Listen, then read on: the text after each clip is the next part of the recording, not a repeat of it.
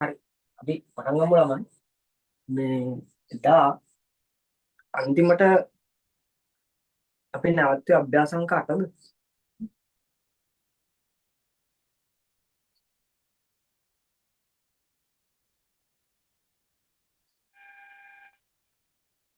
අභ්‍යාස අංක 8 එදා අන්තිමට නැවතුනේ. අපිට කරුණු දෙකක් වගේ ඉතුරු වුණානේ.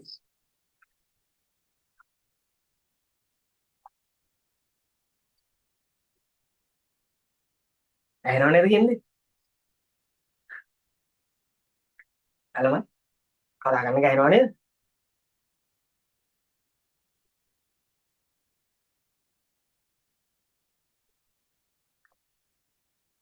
මේ එදා ගනුදෙනු දෙකක් ඉතුරු වුණා නේද? මට මතක විදිහට එහෙමද? එකක් හෝ දෙකක් ඉතුරු වුණාද? අභ්‍යාස 15ද?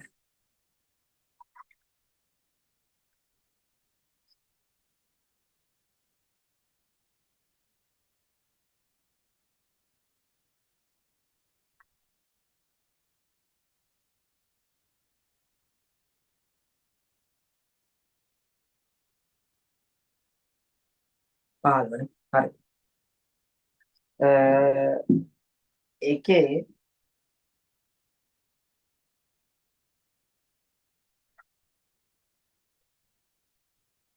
එච්චර අමාරු නෑ. හරි. එච්චර අමාරු නෑ මම කියලා දෙන්නම්. දැන් එහා පැත්තේ අතිරේක තොරතුරු වල අපිට කිව්වා ගනුදෙනු අංක 7 සහ 9 ලාභයට බලපෑමක් ඇති නොකරයි කියලා.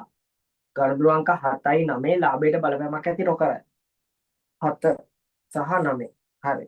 ඒ කියන්නේ ලාභයට බලපාන්නේ නැහැ කියලා කියන්නේ හරි. දැන් ව්‍යාපාරයක හිමිකම තියෙනවනේ. ඔය ව්‍යාපාරයක හිමිකම තුල කොටස් හතරක් තියෙනවා. හරි.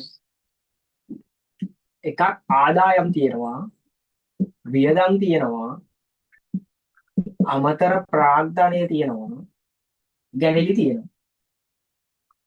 අපි ව්‍යාපාරයක ලාභය හොයන්නේ ආදායම් වලින් වියදම් අඩු කරලානේ. නේද? එතකොට අමතර ප්‍රාග්ධනය සහ ගැනිලි කියන එක ලාභයට බලපාන්නේ නැහැ. මොකද ලාභය හොයන්නේ මේ දෙකෙන් නම් මේ දෙක ලාභයට බලපාන්නේ නැහැ. හරි. එහෙනම් මෙතන අපිට අමතර තොරතුරු වල කියනවා 7 සහ 9 ලාභයට බලපෑමක් ඇති නොකරයි කියලා. ඒතකොට 9 වෙනි එක ලාභයට බලපාන්නේ නැහැ. ලාභයට බලපාන්නේ නැහැ කියලා කියන්නේ එක්ක මේක අමතර ප්‍රාග්ධනය වෙන්න ඕනේ නැත්නම් ගැනිලි වෙන්න ඕනේ. හැබැයි මෙතන තියෙන තව දෙයක් තමයි අයිතිකාරය ව්‍යාපාර ප්‍රාග්ධනය ධර්ම හිමිකම් වැඩි වෙනවා. අයිතිකාරය ව්‍යාපාරයේ තියෙන දේක් අරන් ගියාම හිමිකම අඩු වෙනවා. හරිද? එතකොට මෙතන බලන්න ඕනේ හිමිකම් වැඩි වෙන ගනුදෙනුවක්ද අඩු වෙන ගනුදෙනුවක්ද කියලා ඉස්සල්ලාම 9 වෙනි එක හිමිකම් වැඩි වෙන ගනුදෙනුවා. එහෙනම් මේක අනිවාර්යයෙන්ම අමතර ප්‍රාග්ධනය සහ ඒක තව අපිට උපකල්පනයක් කරන්න පුළුවන්.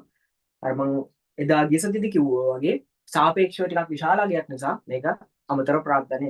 හරිද? හරි. එතකොට අයිතිකරු විසින් ව්‍යාපාරයට රුපියල් ලක්ෂ 12ක ප්‍රාග්ධනයක් යෙදවීම. ගනුදෙනුව තමයි අයිතිකරු විසින් ව්‍යාපාරයට රුපියල් ලක්ෂ 12ක ප්‍රාග්ධනයක් යෙදවීම. හරි. ඊළඟට 10 සහ 11 ආයි 12ක් තියෙනවා අංක ටයිප් කරලා නැහැ. එතකොට තව කරුණු තුනක් තියෙනවා 10 11 12. එතකොට ඒ තුන ලාභයට බලපාන්න පුළුවන්. හරිද? 8 කිව්වේ නැද්ද?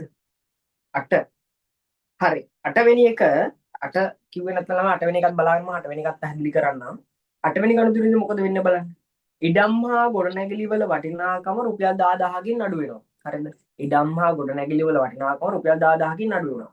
ඒ වගේම තමා ඒ හා සමාන වටිනාකමක්. ඒ කියන්නේ රුපියල් 10000කින්ම හිමිකමත් අඩු වෙලා තියෙනවා. හරිද? දැන් 8 වෙනි ගණුතුරේට 8 වෙනි ගණුතුරේ ලාභයට බලපාන්න පුළුවන් ගණුතුරුවක්. මොකද 7යි 9 තමයි ලාභයට බලපාන්නේ නැහැ කියලා කියලා තියෙන්නේ. එහෙනම් මේක ලාභයට බලපාන ගණුතුරුවක්. දැන් හිමිකම 10000ක් අඩු වෙලා. හරිද? ආදායම් නිසා හිමිකම වැඩි වෙනවා, වියදම් නිසා හිමිකම අඩු වෙනවා. හරිද? මේක හිමිකම අඩුවීමක් නිසා අනිවාර්යයෙන්ම මේක වියදමක් වෙන්න ඕනි. හරිද? ව්‍යාපාරයක ජංගම නොවන වත්කමක අගේ අඩු වෙනවා නම්, ජංගම නොවන වත්කමක් කිව්වහම ඈ ඒක ගොඩනැගිල්ලක් වෙන්න පුළුවන්, ඒක මෝටර රථයක් වෙන්න පුළුවන්, උපකරණයක් වෙන්න පුළුවන්, යන්ත්‍රයක් වෙන්න පුළුවන්, දීවඩු වෙන්න පුළුවන්. අන්න ඒ වගේ ඒවා තමයි ජංගම නොවන වත්කම් කියලා කියන්නේ. ඒ ජංගම නොවන වත්කමක අගේ අඩු වෙනවත් එක්කම හිමිකම් අඩු වෙලා තියෙනවා නම්, හරිද? ඒ ජංගම නොවන වත්කම් වලින් ඇති වෙන්න පුළුවන් වියදම තමයි ෂේ වීම කියලා කියන්නේ. හරිද? ෂේ වීම කියලා කියන්නේ ඔන්න ඕකට. හරි ෂේ වෙනවා. වේතන වල තියෙන ගොඩනැගිල්ලනේ. එතකොට ගොඩනැගිල්ලේ අගේ අඩු වෙනවා, නැත්නම් වටිනාකම අඩු වෙනවා. මෙතන මේ ව්‍යාපාරය තුළ ඉඩම් හා ගොඩනැගිලි කියලා තියෙනවා ජංගම නොවන වත්කම. මේ ගොඩනැගිල්ලේ වටිනාකම රුපියල් 10000කින් අඩු වෙලා තියෙනවා. වටිනාකම අඩු වෙනවා කියලා කියන්නේ අපි ඒක එකක් ජංගම නොවන වත්කමෙන් නැත්නම් ගොඩනැගිල්ලෙන් 10000ක් අඩු කරලා පෙන්නන්න ඕනේ. අනිත් එක ෂේ වෙනවා කියලා කියන්නේ අගේ අඩු වෙනවා කියලා කියන්නේ අපිට වියදමක් නිසා හිමිකම අඩු වෙන නිසා හිමිකමෙන් අඩු කරලා පෙන්වන්න. එතකොට මේක ගනුදෙනුව තමයි අර 8 වෙනි ගනුදෙනුව තමයි ව්‍යාපාරයේ ගොඩනැගිලි ෂේ වීම රුපියල් 10000යි. ව්‍යාපාරයේ ගොඩනැගිලි ෂේ වීම රුපියල් 10000යි. ව්‍යාපාරයේ ගොඩනැගිලි ෂේ වීම රුපියල් 10000යි. ඒ 8 වෙනි එක හරි. ව්‍යාපාරයේ ගොඩනැගිලි ෂේ වීම රුපියල් 10000යි. 9 වෙනි එක කතා කරා 10. තොගේ 2000ක් අඩු වෙලා තියෙනවා, හිමිකම 2000ක් අඩු වෙලා තියෙනවා. හරිද? දැන් තොගයයි හිමිකමයි අඩු වෙලා තියෙනවා. මේක ලාභයට බලපාන ගනුදෙනුවක් නිසා අපිට මේක ගැණිලි විදියට ගන්න බෑ. හරිද? මේක ගැණිලි විදියට ගන්න බැරි හේතුව ඇයි? මේක ලාභයට බලපාන ගනුදෙනුවක්. මොකද අර අතිරේක තොරතුරක් විදියට අපිට දීලා තියෙනවා. 7-9 හැරෙන්න ඉතුරු ඒවා ලාභයට බලපානවා කියන්නේ. හරිද? එතකොට මේක හිමිකම අඩු වෙලා තියෙනවනේ 2000. හිමිකම 2000ක් අඩු වෙලා කියලා කියන්නේ කීයටවත් මේක ආදායමක් වෙන්න බෑ. අනිවාර්යයෙන්ම මේක වියදමක්. හරිද? හැබැයි මේ වියදම ඇති වෙලා තියෙන මොනවා හා සම්බන්ධව? තොගේ සම්බන්ධව. දැන් කලින් මොකක්ද උනේ 8 වෙනි එකේදී? හිමිකම අඩු වෙලා තිබ්බා, ඒක ෂුවර් එකට වියදමක් කියලා අපි හොයාගත්තා. හැබැයි ඒ වියදම ඇති උනේ මොනවා හා සම්බන්ධද? ගොඩනැගිලි සම්බන්ධව. එතකොට ගොඩනැගිලි සම්බන්ධව වියදම අපි හඳුනාගත්තා ෂේවින් කියලා. හරිද? මෙතනදී තොගය හා සම්බන්ධව තමයි වියදම ඇති වෙලා තියෙන්නේ. තොගයක් හා සම්බන්ධව වියදමක් ඇති වෙනවා කියලා කියන්නේ ඒකට අපි කියනවා තොග හානි වීම. හරිද? තොග හානි වීම. හරිද? තොග හානි වීම වෙන්න පුළුවන්. එහෙම නැත්නම් තොග පරිත්‍යාග වෙන්න පුළුවන්. තොග පරිත්‍යාග වෙන්න පුළුවන්. හරිද? ඒ වගේ දෙයක් වෙන්න පුළුවන්. එතකොට දැන් තොගයක් හානි වෙනවා කියලා කියන්නේ මොකද වෙන්නේ? අපේ ව්‍යාපාරයේ විකුණන්න තියෙන හාල් තොගයෙන් හරිද? ටිකක් හානි වෙනවා. හරිද? හිතන්නකෝ හාල් කිලෝ 5ක් තියෙනවා, 5ක පොඩි මිටියක්. හරිද? ඕකට වතුර එකක් වැටෙනවා. දැන් මොකද වෙන්නේ? ඕක විකුණන්න පුළුවන්ද? බෑ. ඔන්න තොගය හානි වුණා. එතකොට ඒ තොගය හානි වෙනකොට මොකද වෙන්නේ? අපි ගාව තියෙන සමස්ත තොගෙන් ඔය කිලෝ 5ක් වූ තොගේ මොනවා වෙනවද? අඩු කරන්න බෑ. දැන් අපි ගාවේ තොගේ නෑ, වැඩක් නෑ, හානි වුණානේ. අනිත් පැත්තෙන් තොගය හානි වෙනවා කියලා කියන්නේ අපිට ආදායමක්ද වියදමක්ද? වියදමක් නිසා හිමිකම මොනවා කරන්නද? අඩු කරන්න ඕනේ. එහෙනම් මෙතන මේ තොගය 2000ක් අඩු වෙලා හිමිකම 2000ක් අඩු වෙලා තියෙන තොග හානි වීම. එහෙම නැත්නම් මෙහෙම ගන්නත් පුළුවන්. හරිද? කවුරු හරි ලිව්වනම් තොග පරිත්‍යාග කිරීම කියලා ඒකත් හරි. දැන් උදාහරණයක් විදිහට හිතන්න අපි කරන්නේ කෑම විකුණන කඩයක් කියලා. හරිද? නැත්නම් අපි හිතන්න ඇඳුම් විකුණන කඩයක්. ඇඳුම් විකුණනවා. හරිද? කවුරු හරි යාචකයෙක් ඇවිල්ලා අපිට ඉල්ලනවා ඇඳුමක් දෙන්න කියලා. අපි ගාව තියෙන 2000ක් වූ අර විකුණන්න තියලා තියෙන ඇඳුම එයාට දෙනවා. හරිද? දැන් ඒක ඕක පරිත්‍යාගයක්නේ. හරිද? අපි ඕක accounting වල සලකන්නේ පරිත්‍යාගය. දැන් තොගය 2000ක එකක් දුන්නා කියලා කියන්නේ අපි ගාව තියෙන තොගය 2000කින් අඩු වෙනවා. අනිත් එක අපිට ඒක පාඩුවක්නේ පරිත්‍යාගයක් කියලා කියන්නේ. පාඩුවක් නිසා ඒක වියදමක් විදිහට පිළිගන්න හිමිකමෙන් අඩු කරන්න ඕනේ. ඒතකොට ඔකට තොග හානි වීම කියලා ලිව්වත් හරි, තොග පරිත්‍යාග කියලා ලිව්වත් හරි. හරිද? ඕන ලියන්න මෙන්න මේ විදිහට රුපියල් 2000ක වූ තොගයක් හානි වීම. රුපියල් 2000ක පිරිවැය වූ තොගයක් හානි වීම. රුපියල් 2000ක පිරිවැය වූ තොගයක් හානි වීම. රුපියල් 2000ක පිරිවැය වූ තොගයක් හානි වීම.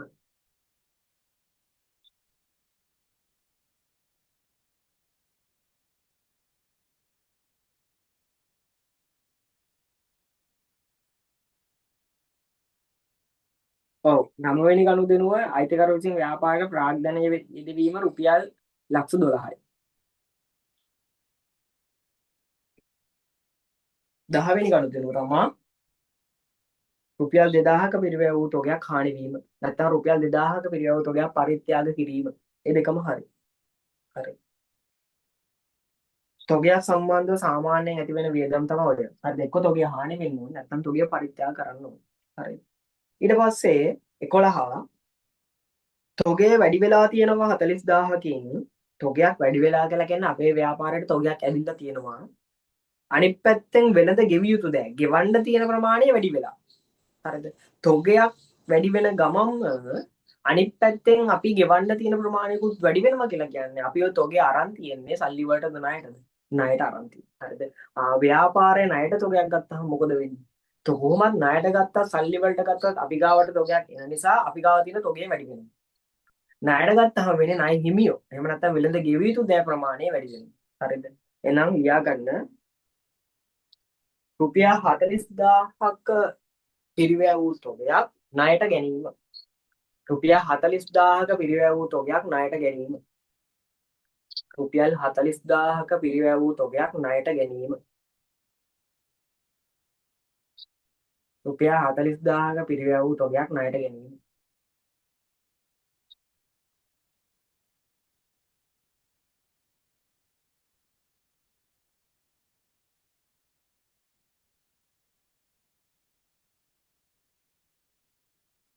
හරි. 12 වෙනි එක අන්තිම අර 11ට පස්සේ අංක 12 තමයි තියෙන්නේ මුදල් අඩු වෙලා තියෙනවා 12000ක්. හිමිකම අඩු වෙලා තියෙනවා 12000. හිමිකම අඩු වෙලානේ. හරිද? මේක අනිවාර්යෙන් ලාභයට බලපාන ගනුදෙනුවක්. මොකද අර උඩින් කිව්වනේ 7යි 9යි විතරයි ලාභයට බලපාන්නේ නැති කියලා. එහෙනම් මේක ලාභයට බලපාන ගනුදෙනුවක්. ලාභයට බලපාන ගනුදෙනුවක් නම් එක්ක මේක ආදායමක් වෙන්න ඕනේ නැත්නම් වියදමක් වෙන්න ඕනේ. හැබැයි අපි දන්නවා ආදායමක් නිසා නම් හිමිකම වැඩි වෙනවා. වියදමක් නිසා නම් හිමිකම අඩු වෙනවා. මෙතන හිමිකම අඩු වෙලා කියලා කියන්නේ මේක අනිවාර්යෙන්ම වියදමක්. හරිද? එතකොට මුදලුත් අඩු වෙලා.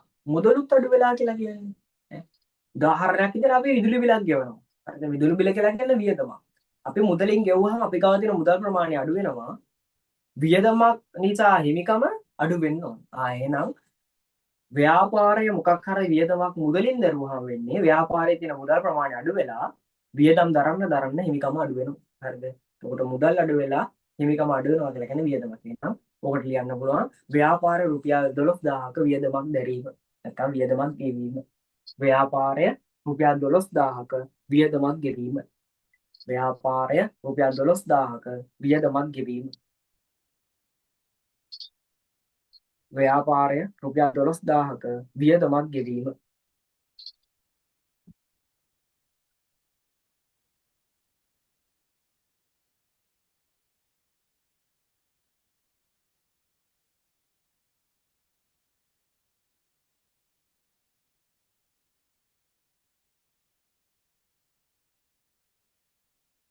ඒක එච්චරයි තියෙන ළමයි.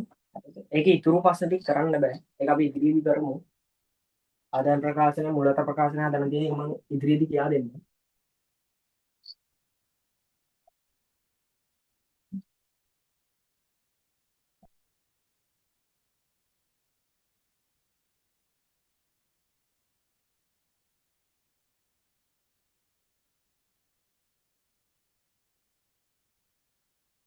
මොනවද තේරෙන්නේ නැද්ද තියෙනවා නම් අහන්න පුළුවන්.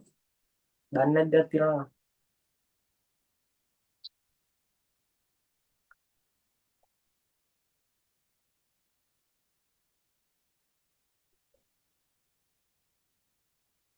සියල්ල තේරෙනවා. හැම සියල්ල තේරෙනවා ප්‍රශ්නයක් නැද්ද? සියල්ල තේරෙනවා මට පුළුවන් පාඩමේ ඉතිරි කොටසට යන්න.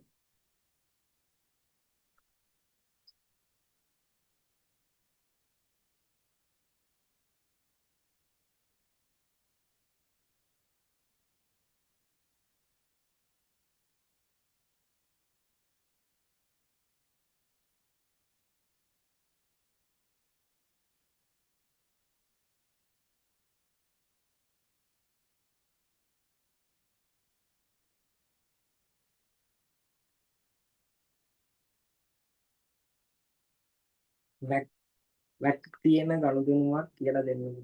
වැට් ඉස්කෝලේ කතා කරාද? ඔව්.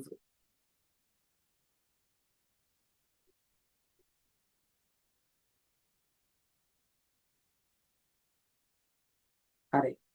එක ළමෙක් අහනවා තොග හානි වීම වෙනකොට තොග පරිත්‍යාග වීම වෙනකොට අඳුරගන්නේ කොහොමද කියලා. හරිද?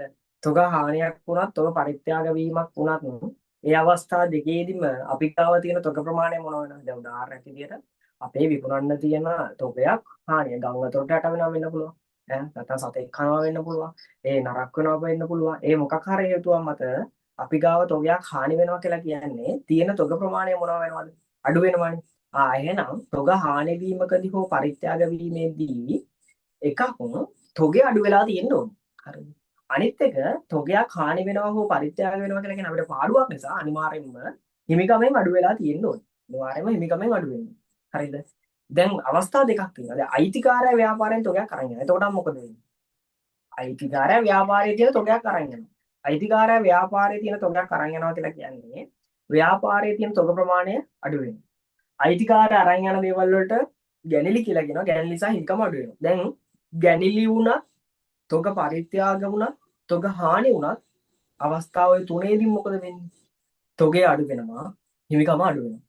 දැන් ඔක හඳුනගන්නේ කොහොමද? ඔක ගැනිලිද පරිත්‍යාග හෝ හානි වීම. හරිද? පරිත්‍යාග හානි වීම කියලා කියන්නේ දෙකම වියදම. ඒක ප්‍රශ්නයක් නෑ. ඒක ඔයා පරිත්‍යාග කියලා ලිව්වත් හානි වීම කියලා ලිව්වත් ලකුණු හම්බෙනවා. කිසිම ප්‍රශ්නයක් නෑ. හරිද? පස්සේ තියෙන්නේ ඒක වියදමක් විදිහට හඳුනා ගන්න කොහොමද? ගැන්ලි විදිහට හඳුනා ගන්න කොහොමද? හරිද? ඒක විභාගෙදී වාට පොඩි ඉඟියක් දෙනවා. මෙහෙම. ඒ කියන්නේ දැන් ගැනිලි කියලා කියන්නේ ලාභයට බලපානවද? නෑ. හැබැයි තොග හානි හෝ පරිත්‍යාග කියලා කියන්නේ වියදමක්. ඒ කියන්නේ ලාභයට බලපානවා. එහෙනම් විභාගෙදී හරිද? අනිවාර්යෙන්ම ඔය ගැනිලිද ඔය තොගේ අඩු වෙලා තියෙන ගැනිලි නිසාද නැත්නම් තොග හානි වීමක් නිසාද කියලා හඳුනා ගන්න පොඩි ඉඟියක් දෙනවා. එක්ක කියනවා ලාභයට බලපාන ගණිතනුවක් කියලා නැත්නම් ලාභයට බලපාන නැහැ කියලා කියනවා. එතකොට ලාභයට බලපානවා කියලා කිව්වොත් ඒක වියදමක් විදිහට හඳුනා ගන්න ඕනේ. ඒ කියන්නේ තොග හානි වීම. හරිද? ලාභයට බලපාන්නේ නැහැ කියලා කිව්වොත් ඒක ගැණිලි විදිහට හඳුනා ගන්න ඕනේ. හරිද? ලාභයට බලපාන්නේ නැහැ කියලා කිව්වොත් ඒක ගැණිලි විදිහට හඳුනා ගන්න ඕනේ. හරි. තව මොනවද ප්‍රශ්න?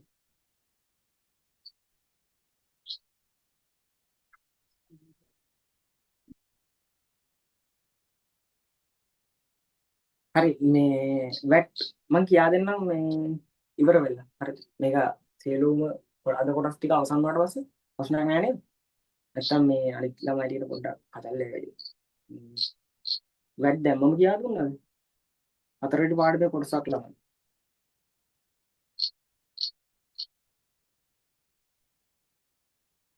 වැට් කියලා කියන්නේ මොනවද ළමයි?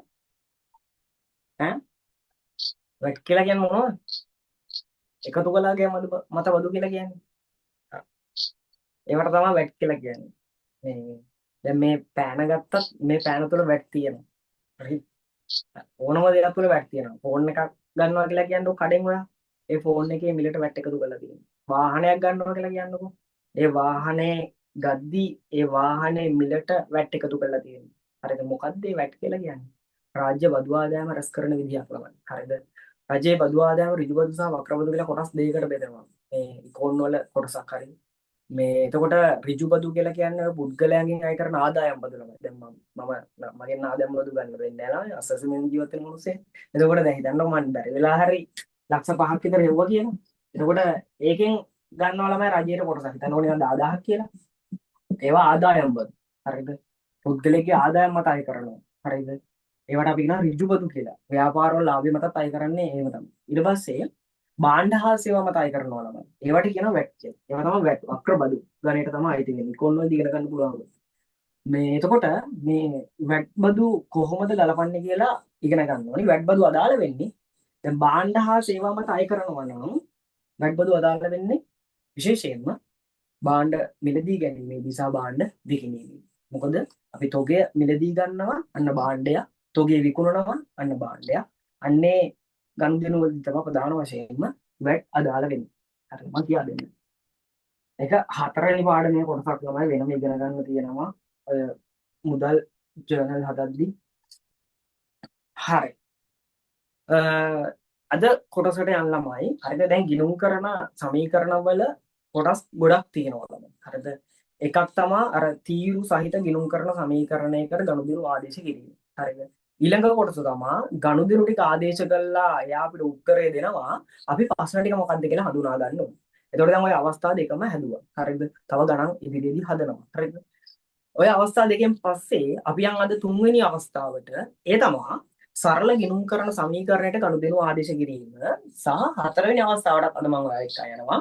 ඒක තමයි ඔයාලට අලුත්ම දේ. O level කොමර්ස් කරපු කෙනෙක්ටත් ඕක අහුවෙලා නැහැ කීයටවත්. හරිද? O level කොමර්ස් කරපු කෙනෙක්ටත් ඔය ඊළඟ කොටස අහුවෙලා නැහැ. හරිද? ඒ කොටස ටිකක් අමාරු ටිකක්. කියන්නේ මට නම් සාමාන්‍යයෙන් ළමයිගෙන් එන උත්තරත් එක්ක තේරෙන විදිහට මේ ගිණුම් කරන සමීකරණ වල සියලුම ආකෘතීන් එක බලද්දී අර හතරවෙනි අවස්ථාව තමයි මාරුම කියලා තියෙන අවස්ථාව. හරිද? මම ඔය තුන්වෙනි අවස්ථාවට එක්ක යනවා. ඒ තමයි සරල ගිණුම් කරන සමීකරණයට ගනුදෙනු ආදේශ කිරීම. සරල ගිණුම් කරන සමීකරණය කියලා කියන්නේ මෙන්න මේකද. හරිද? ව්‍යාපාරයේ වත්කම් සමාන වෙනවා. හරිද? ව්‍යාපාරයේ තියෙන වත්කම් ටික සමාන වෙනවා. වගකීම් ධන හිමිකම් වලට. හරිද? ඔන්න ඕකට තමයි අපි කියන්නේ සරල ගිණුම් කරන සමීකරණය කියන්නේ. හරිද? සරල ගිණුම් කරන සමීකරණය එහෙම නැත්නම් මූලික ගිණුම් කරන සමීකරණය කියලා කියන්නේ වත්කම් සමානයි වගකීම් ධන හිමිකම්. හරිද? මේකෙන් ඔයාට උසස් පෙළ ප්‍රශ්න පත්‍රය තුල දෙවෙනි කොටසේදී නම් ගාණක් හම්බ වෙන්නේ නැහැ. හරිද? හැබැයි ඔයාලට මේක අනිවාර්යෙන්ම MCQ වලදී හම්බ වෙනවම තමයි. හරිද? MCQ එකක් නම් අනිවාර්යෙන් වෙනවා. සමහර වෙලාවට දෙකක් තුනක් වෙන්නත් පුළුවන්. හරිද? එතකොට උසස් පෙළ විභාගෙදී ඔයාලට MCQ එකක් අනිවාර්යෙන්ම ලැබෙන ආකෘතියක් නැත්නම් ආකාරයක් තමයි මේ මූලික ගිණුම් කරන සමීකරණයට ගනුදෙනු ආදේශ කියන්නේ. ඒ කියන්නේ වත්කම් සමානයි වගකීම් ධන හිමිකම්. දැන් අර කලින් ගිණුම් කරන සමීකරණ ආකෘතියට ගනුදෙනු ආදේශ කළේ කොහොමද? ඒකේ වත්කම් තිබ්බ නේද වර්ග. මේ වත්කම් වර්ග වලට කල්ලා තිබ්බනේ. තිබ්බා යන්ත්‍ර කියලා තීරුවක් තිබ්බා. හරිද? ඊට පස්සේ තොගය කියලා තීරුවක් තිබ්බා. හරිද? ඊට පස්සේ මුදල් කියලා තීරුවක් තිබ්බා. හරිද? ඔය වත්කම් ටිකනේ. ඊට පස්සේ වගකීම් විදිහට බැංකු ණය කියලා තීරුවක් තිබ්බා. හරිද? බැංකු ණය කියලා තීරුවක් තිබ්බා. ආයි ණය හිමි කියලා තීරුවක් තිබ්බා. ඊට පස්සේ හිමිකම තීරුවක් තිබ්බා. ඔන්න ඔහොමනේ තිබ්බේ කලින්. ඔන්න ඔහොම තිබ්බේ. අපි ඕකට කියනවා තීරු සහිත ගෙවුම් කරන සමීකරණයට ගනුදෙනු ආදේශ කිරීම. හරිද? මේ තීරුව ගොඩක් තියෙනවනේ. දැන් මෙතනදි මොකද වෙලා තියෙන්නේ? මේ තීරු ටික නැහැ. හරිද? මේ තීරු නැහැ. දෙලින්ම වත්කම් සමානයි වගකීම් ධන හිමිකම්. ඔන්න ඔය වගේ ආකෘතියකට අපි කොහොමද ගනුදෙනු ආදේශ කරන්නේ කියලා තමයි දැන් ඉගෙන ගන්න යන්නේ. හරිද? ඔයා ගණන් හදන පොතේම හරිද? ගණන් හදන පොතේම හරිද? ඇක්ටිවිටි බුක් එකේම මාතෘකාවක් ලියා ගන්න. හරිද? අර ගිය සතිය මාතෘකාවක් ලියන්නේ වගේ. අර ගිය සතිය ලිව්ව ගනුදෙනු විස්තර කිරීම ගැන අන්න ඒ වගේම මාතෘකාවක් ලියා ගන්න. මූලික ගිණුම් කරන සමීකරණයට ගනුදෙනු ආදේශ කිරීම. මූලික ගිණුම් කරන සමීකරණයට ගනුදෙනු ආදේශ කිරීම. මූලික ගිණුම් කරන සමීකරණයට ගනුදෙනු ආදේශ කිරීම. මූලික ගිණුම් කරන සමීකරණයට ගනුදෙනු ආදේශ කිරීම.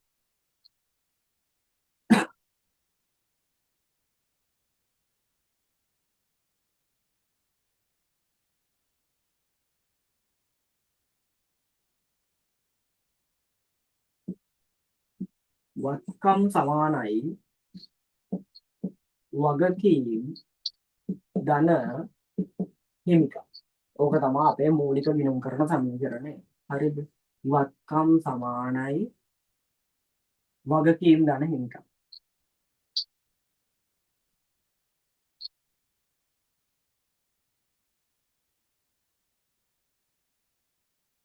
හරි.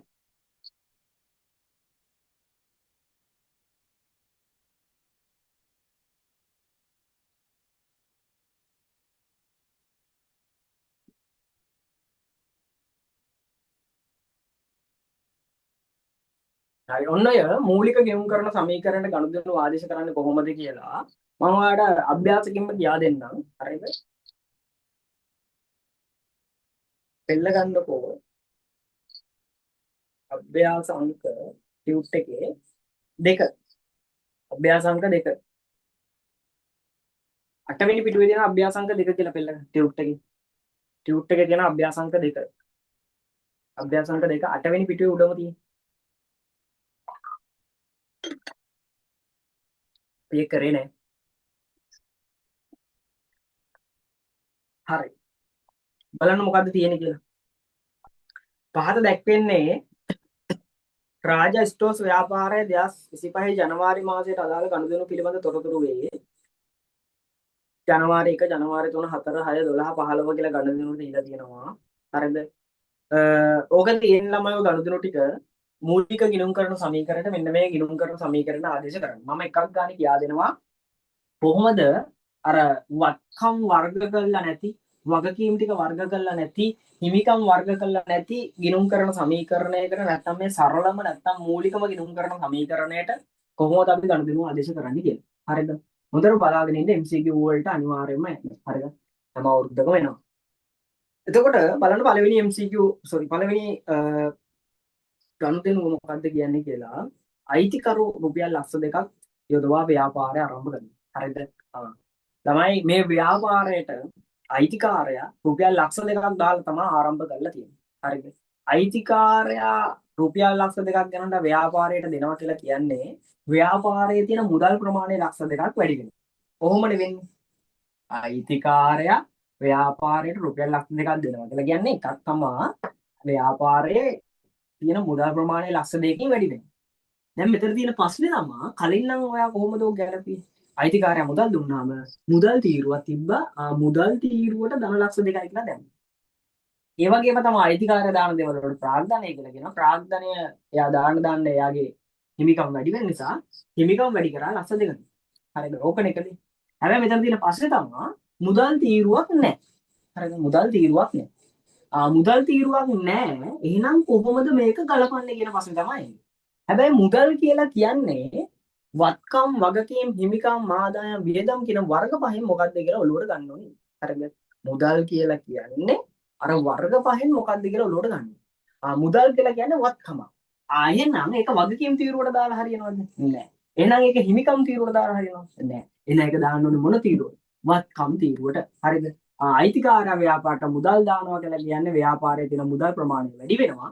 මුදල් කියලා කියන්නේ වත්කමක්. එහෙනම් ව්‍යාපාරයේ තියෙන වත්කම් ප්‍රමාණය ලක්ෂ 2කින් වැඩි වෙනවා.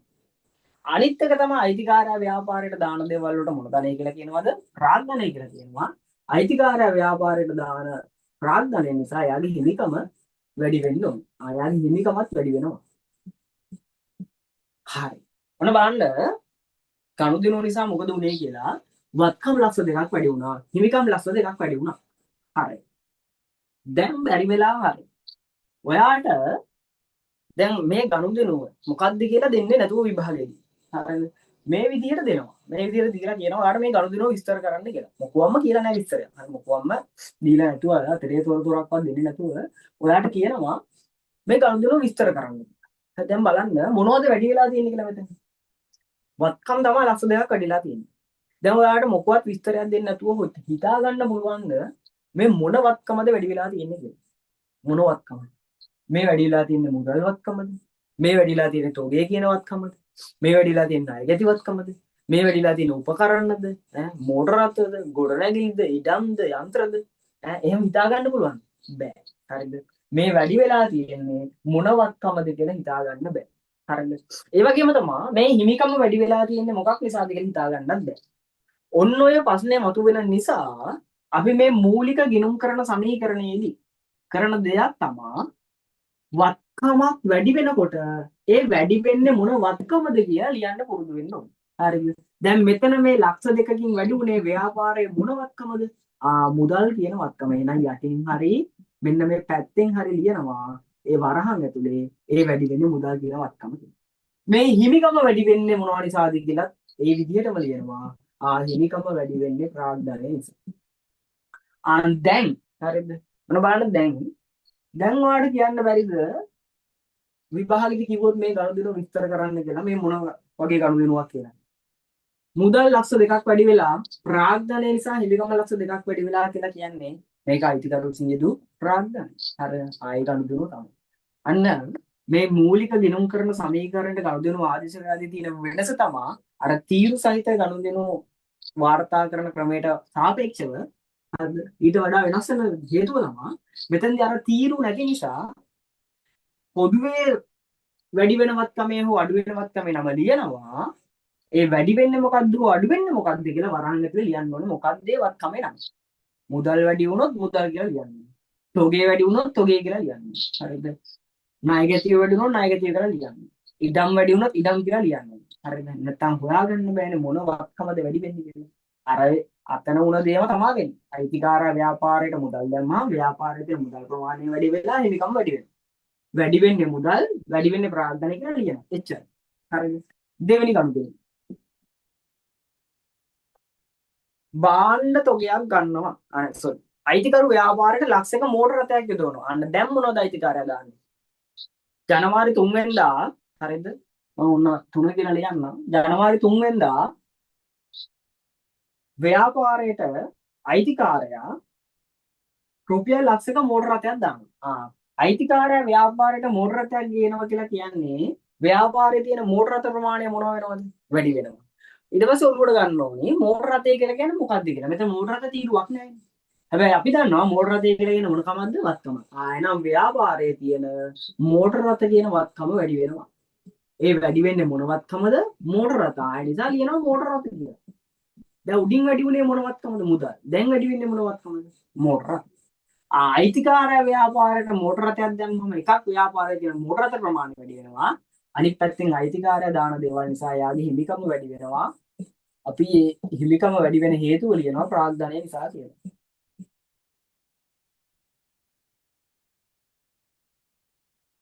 හරි. ඒ ජනවාරි 3. ඊට පස්සේ ජනවාරි 4.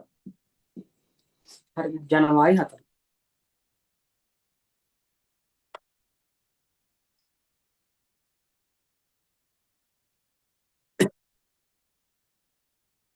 භාණ්ඩ තොගයක් ගන්නවා 50000ක. හරිද? ව්‍යාපාරයට රුපියල් 50000ක තොගයක් ගේනවා. ඒ කියන්නේ ව්‍යාපාරයේ තියෙන තොග ප්‍රමාණය මොනව වෙන්න ඕනේ? වැඩි වෙනවා. තොගේ කියලා කියන්නේ මොන කමක්ද? වත්කමක්. එනවා වත්කම් තීරුවේ ලියන්න ඕනේ. 50000කින් වැඩි වෙනවා. ඒ වැඩි වෙන වත්කමේ නම ලියනවා තොගේ කියලා. ව්‍යාපාරයට උන් තොගයක් ගෙනාවා. ඒ නිසා ව්‍යාපාරයේ තියෙන තොගේ කියන වත්කම වැඩි වුණා. දැන් ව්‍යාපාරයට තොගයක් ගේන්නේ සල්ලි දීලා. ඒ කියන්නේ අපි ගාව තියෙන සල්ලි ටික ලාච්චුවෙන් එළියට අරගෙන කාට හරි දීලා. ඒ කියන්නේ ව්‍යාපාරයේ තියෙන මුදල් ප්‍රමාණය අඩු වෙනවා. මුදල් කියලා කියන්නේ මොන කමක්ද? වත්කමක්. හැබැයි ව්‍යාපාරයට තොගයක් ගේද්දි අපි ගාව තියෙන මුදල් ටික කාට හරි දෙන නිසා අපි ගාව තියෙන මුදල් කියන වත්කම මොනවා වෙනවද? අඩු වෙනවා. එහෙනම් මෙන්න වත්කම් තීරුව අඩු වෙනවා 50000ක් අඩු වෙන්නේ මොනවද කියලා ලියනවා. මුදල්. අන්න එකම තීරුවට තමයි දෙකම ආවේ. හරිද? මේවට මොකක්ද බලපාන්නේ නැහැ. හරිද? බලන්න වෙච්ච දේ ව්‍යාපාරයට තොගයක් ගේනවා. ඒ කියන්නේ ව්‍යාපාරයේ තියෙන තොග ප්‍රමාණය වැඩි වෙනවා. මුදල් දීලා කියන නිසා ව්‍යාපාරයේ තියෙන මුලාච්චු තියෙන මුදල් ප්‍රමාණය අඩු වෙනවා. හරිද? හරි. බලන්නකො නිකන් සමීකරණ සමානයි ටික මේ සමාන ලකුණු නෙමෙයි තියෙන්නේ. මෙතන සමාන ලකුණු එතකොට. සමාන ලකුණේ මේ පැත්ත මේ මොකවම නෑ බිඳුවයි. මෙතන ධන 50000 ඍණ 50000 කැපෙනවා. එතකොට මේ පැත්තත් බිඳුවයි. උඩ ඕනම් බලන්නකො සමාන ලකුණේ මේ පැත්ත ධන ලක්ෂයයි. මේ පැත්ත ධන ලක්ෂයයි. සමාන ලකුණේ මේ පැත්ත ධන ලක්ෂ දෙකයි. මේ පැත්ත ධන ලක්ෂ දෙකයි. හරිද? බලන්න එකම තීරුවට බලපෑයි. අපි තීරු සහිතව හදුවා නම් මොකද වෙන්නේ? තීරු සහිතව මේක හදුවා නම් මොකද වෙන්නේ? මුදල් තීරුවක් තියෙනවනේ. මුදල් තීරුවට ඍණ 50000 කියලා දානවා. තොගේ තීරුවක් තියෙනවනේ. තොගේ තීරුවට ධන 50000 කියලා දානවා. එච්චරයි. මෙතනදි මොකද තියෙන වෙනස? තොගේ තීරුවක්වත් මුදල් තීරුවක්වත් නැහැ. ඒ දෙකම හැබැයි වත්කමක් නිසා වත්කම් තීරුවට තමයි දාන්නේ. ඒ වැඩි වෙන්නේ මොකද්ද අඩු වෙන්නේ කියන මොකද්ද කියලා ලියන්න ඕනේ. මොකද වැඩි වෙනවා අඩු වෙනවා කියන එක සංඛ්‍යා විතරක් ලියුවට හොයාගන්න පුළුවන්. මොනවද වැඩි වෙන්නේ මොනවද අඩු වෙන්නේ බෑනේ. ඒ නිසා වැඩි වෙන්නේ මොකද්ද අඩු වෙන්නේ මොකද්ද කියලා ලියන්න. ඊට පස්සේ ලක්ෂයක බැංකු ණයක් ගන්න. හරිද? ජනවාරි 6. ජනවාරි 6 ලක්ෂයක බැංකු ණයක් ගන්න. බැංකු ණය විදියට ගන්න මොනවද? මුදල්නේ. එතකොට ව්‍යාපාරයට මුදල් එනවා. ඒ කියන්නේ මුදල් කියන වත්කම ලක්ෂයකින් වැඩි වෙන්න ඕනේ. ව්‍යාපාරයේ ලාච්චුවේට මුදල් වෙන නිසා මුදල් කියන වත්කම ලක්ෂයකින් වැඩි වෙනවා. බැංකු ණයක් ගන්නවා කියලා කියන්නේ අපි බැංකුවට ගෙවන්න තියෙන ණය ප්‍රමාණය වැඩි වෙනවා. වගකීමක්. අන්න වගකීම් ප්‍රමාණය ලක්ෂයකින් වැඩි වෙනවා. දැන් මෙතනත් වැඩි වෙන්නේ මොන වගකීමද කියලා ලියන්න ඕනේ. වැඩි වෙන්නේ බැංකු ණය කියන වගකීම.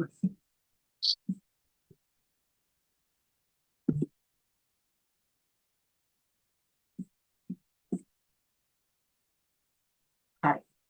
ඔන්න ආයෙ මම කියා දෙන්නම්. ව්‍යාපාරයට බැංකු ණය විදිහට එනවා මුදල්. ඒ කියන්නේ ව්‍යාපාරයේ මුදල් කියන වත්කම වැඩි වෙනවා. අනිත් පැත්තෙන් බැංකුවට ගෙවන්න තියෙන ණය ප්‍රමාණය වැඩි වෙනවා. ලියනවා වගකීමේ නම. ලියනවා වත්කමේ නම. ඊළඟට 12. 70,000ක් තැන්පත් කර බැංකු ජංගම ගිණුමක් විවෘත කිරීම. මේකයි වෙන්නේ. ව්‍යාපාරයේ ලාච්චුවේ තියෙන මුදල් ටිකක් එළියට අරගෙන ගිහිල්ලා අපේ ව්‍යාපාරයේ නමින්ම බැංකු ගිණුමේ දානවා. සරලව මොකද වෙන්නේ? දැන් මාර ලේසියිනේ. ව්‍යාපාරයේ ලාච්චුවේ තියෙන මුදල් ටිකක් එළියට ගත්තා කියලා කියන්නේ ව්‍යාපාරයේ තියෙන මුදල් ප්‍රමාණය අඩු වෙනවා. ඒක ගිහිල්ලා බැංකුවේ දැම්මා කියලා කියන්නේ අපේ නමින්ම තියෙන ගිණුමේ බැංකුවේ තියෙන මුදල් ප්‍රමාණය වැඩි වෙනවා. සරලවම වෙන්නේ ලාච්චුවේ තියෙන මුදල් ටිකක් ගිහිල්ලා බැංකුවේ දැම්මාම ලාච්චුවේ තියෙන මුදල් අඩු වෙලා බැංකුවේ තියෙන මුදල් වැඩි වෙනවා. ලාච්චුවේ තියෙන මුදල් වගේම බැංකුවේ තියෙන මුදල් අපිට මොනවද? වත්කම්නේ. ආයෙනයි දෙකම යන්නේ වත්කම් తీරුව. ඉස්සල්ලාම මුදල් ටික යනවනේ. යනවා 50,000 70,000ක මුදල්. හරිද? 70,000ක මුදලක් ගන්නවා. හරිද? ඒ කියන්නේ මුදල් 70,000ක් අඩු වෙනවා. ඒක ගිහලා බැංකුවේ දැම්මාම මාරලේසි බැංකුවේ තියෙන මුදල් වැඩි වෙනවා. අපි ඒවට කියනවා බැංකු මුදල්. බැංකු මුදල්. හරිද?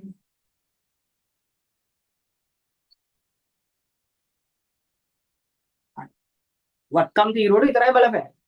හරිද? වත්කම් තීරුවට විතරයි බලපෑයි. අතන අන්ති 7 නෙමෙයි 12. හරි. දිනේ ළමයි 12. හරි ජනවාරි 12. බලන්න වෙච්ච දේ මම දැන් තේරෙනවා. පොඩි දෙයක්. හරිද? ලාච්චුවේ තියෙන මුදල් ටිකක් අරන් ගිහලා බැංකුවේ දැම්මා කියලා කියන්නේ ලාච්චුවේ තියෙන මුදල් අඩු වෙලා බැංකුවේ තියෙන මුදල් වැඩි වෙනවා.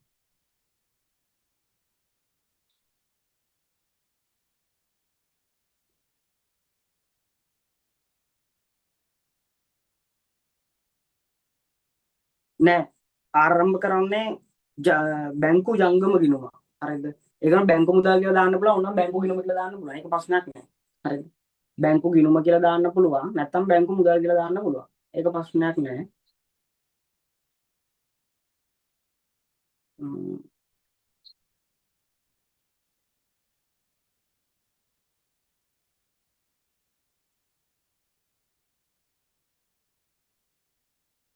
එකයි 4 බෑ. තොගේ කියලා ලියන්න ඕන. ගැනුම් කියලා ලියන්නේ නෑ මෙතනදී. හරිද? තොගේ කියලා ලියන්නේ. අපි ගිණුම් කරන සමීකරණ වලදී පාවිච්චි කරන්නේ තොගේ කියන වචනේ. හරිද? මෙතන තොගේ කියලා ලියන්න, ගැනුම් කියලා ලියන්න එපා. හරි. ඊට පස්සේ 15 අන්තිම එක. ජනවාරි 15. මොකද්ද වෙන්නේ? චෙක් පතකින් ගෙවා 20000ක ලී බඩු ගන්නවා. හරිද? චෙක් පතකින් ගෙවා ලී බඩු ගන්නවා ළමයි. කොහොම හරි ලී බඩු ගන්නවනේ. ව්‍යාපාරයට ලී බඩු ටිකක් ගේනවා. ඒ කියන්නේ දැන් ව්‍යාපාරයේ තියෙන ලී බඩු ප්‍රමාණය මොනවා වෙන්න ඕනේ? වැඩි වෙන්න ඕනේ.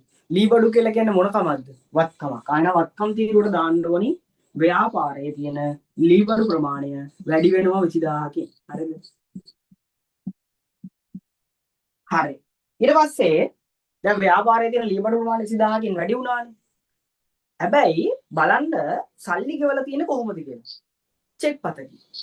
චෙක් පතකින් ගෙවුවා කියලා කියන්නේ ව්‍යාපාරයේ ලාච්චුවේ තියෙන මුදල් අඩු වෙන්න ඕනේ බැංකුවේ තියෙන මුදල්. බැංකුවේ තියෙන මුදල් නේද? චෙක් වලින් කරන්නේ මොකද්ද? අපි චෙක් පතකින් ගෙවීමක් කරනවා කියලා කියන්නේ සරලවම වෙන්නේ දැන් හිතන්න ඔයාගේ යාළුවෙක්ට ඔයා චෙක් එකක 20000යි කියලා දීලා දෙනවා. එතකොට ඔය චෙක් එක සල්ලි කරගන්න යාළුවා කොහෙටද යන්න ඕනේ? බැංකුවට. බැංකුවට ගියාම බැංකුව මොකද කරන්නේ? අර අපේ ගිණුමේ තියෙන සල්ලි වලින් 20000ක් යාළුවට දෙනවා. ඒ කියන්නේ චෙක් පතකින් අපි කාට හරි ගෙවීමක් කරාම වෙන්නේ අපේ කොහේ තියෙන සල්ලිද අඩු වෙන්නේ? බැංකුවේ තියෙන සල්ලි තමයි අඩු වෙන්නේ. එහෙනම් මුදල් තමයි අඩු වෙන්නේ වත්කමක්. හැබැයි මොන මුදල්ද අඩු වෙන්නේ? බැංකු මුදල්. හරිද? බැංකු මුදල් තමයි අඩු වෙන්නේ. හරිද? බැංකු මුදල්. බැංකු මුදල් අඩු වෙන්නේ. ඒක නිකම් මුදල් නෙමෙයි. හරිද? නිකම් මුදල් නෙමෙයි. ඇයි ඒ චෙක් පතකින් ගෙවන්නේ? චෙක් පතකින් ගෙවුවාම වෙන්නේ බැංකුවේ තියෙන සල්ලි අඩු වෙනවා. හරි. බැංකු මුදල් අඩු වෙනවා. මුදල් කියලා ලිව්වත් ප්‍රශ්නයක් නැහැ. ලකුණු හම්බ වෙනවා හරිද? හරි. ලී බඩු වැඩි වෙලා මුදල් අඩු වුණා. ගනුදෙනු එච්චරයි කියන්නේ. හරි. දාගන්න. ලියා ගන්න අතරතුර ප්‍රශ්නක් තියෙනවා නම් අහන්න. අභ්‍යාස අංක 2 කියලා දාලා උත්තර ටික ලියා ගන්න. ඒ ලියා ගන්න ගමන් ප්‍රශ්න තියෙනවා නම් අහන්න. ඒ ලියා ගන්න ගමන් ඔයාලට මොනවාරි ප්‍රශ්න තියෙනවා නම් අහන්න.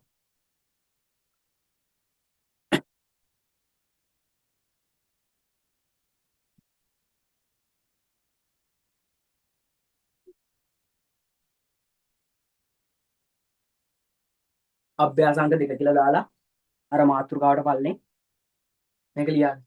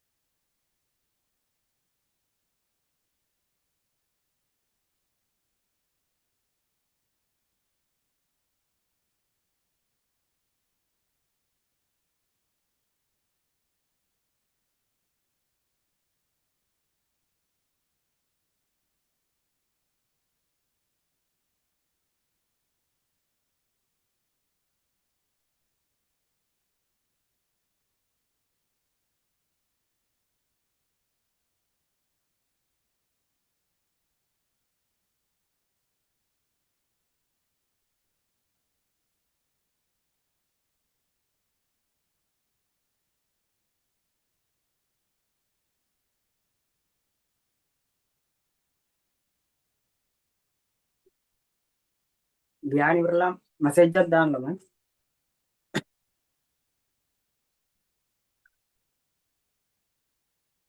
ලියාගෙන ඉවරලා හරි කියලා මැසේජ් එකක් දාන්න. හරි.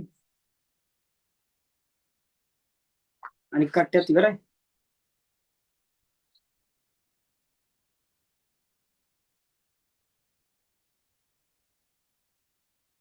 හරි.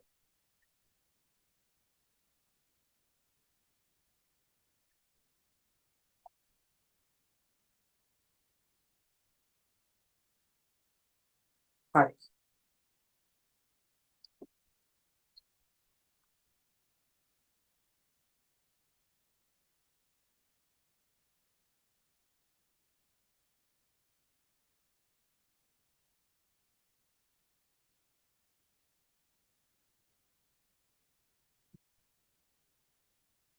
තාම ගන්න.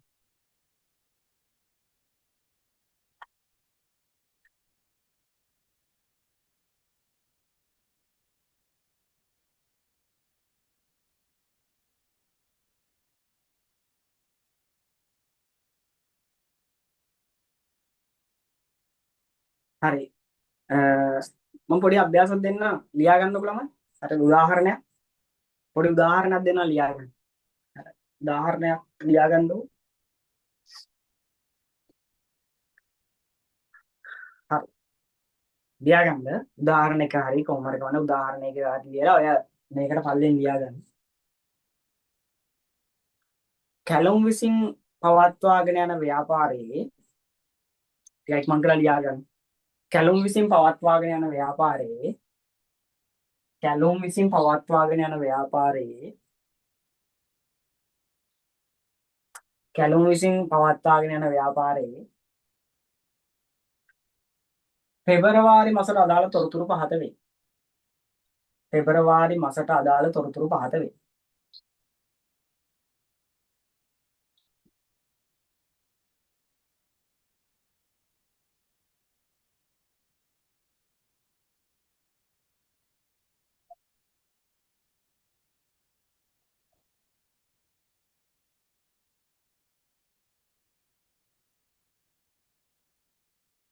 ලියා ගන්න ගණිතරු ටික පල්ලට එකින් එකට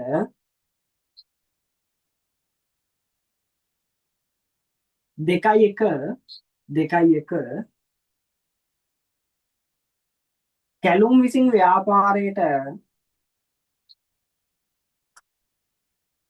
විසින් ව්‍යාපාරයට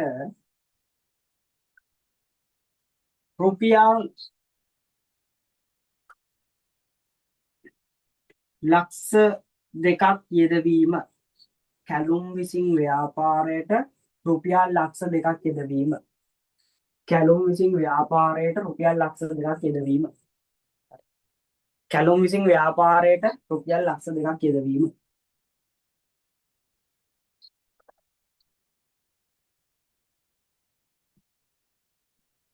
ඊට පස්සේ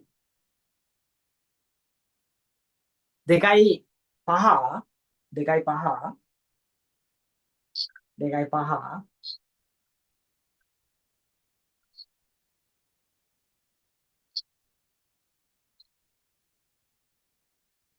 භාණ්ඩ තොගයක් රුපියල් 50,000කට ණයට ගැනීම. භාණ්ඩ තොගයක් රුපියල් 50,000කට ණයට ගැනීම. භාණ්ඩ තොගයක් රුපියල් 50,000කට ණයට ගැනීම. භාණ්ඩ තොගයක් රුපියල් 50,000කට ණයට ගැනීම.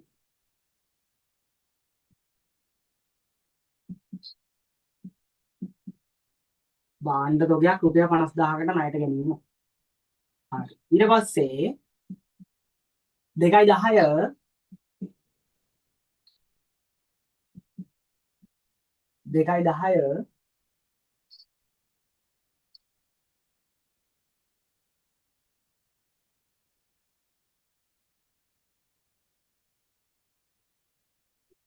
ලියාගන්න. රුපියල් 20,000ක් පිරිවැය වූ භාණ්ඩ තොගයක් රුපියල් 20,000ක් පිරිවැය වූ භාණ්ඩ තොගයක් රුපියල් 20,000ක් පිරිවැය වූ භාණ්ඩ තොගයක්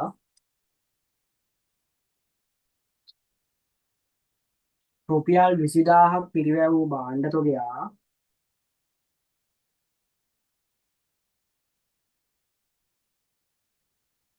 රුපියල් 30000කට 30000ක රුපියල් 30000ක මුදලට විකිණීම රුපියල් 30000ක මුදලට විකිණීම රුපියල් 30000ක මුදලට විකිණීම රුපියල් 30000ක මුදලට විකිණීම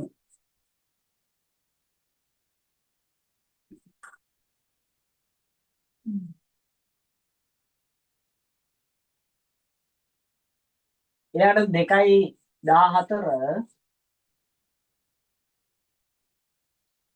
2.14 2.14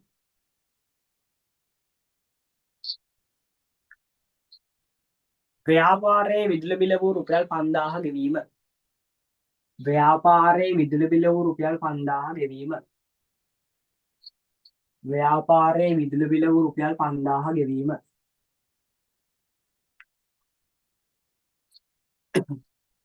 ව්‍යාපාරයේ විදුලි බිල වූ රුපියල් 5000 ගෙවීම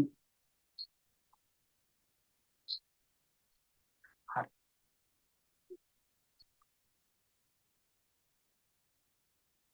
2.18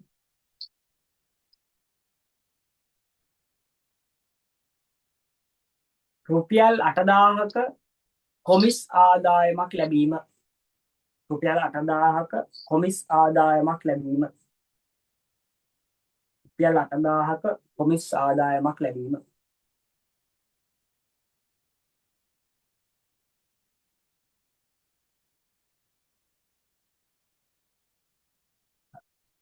ඊට පස්සේ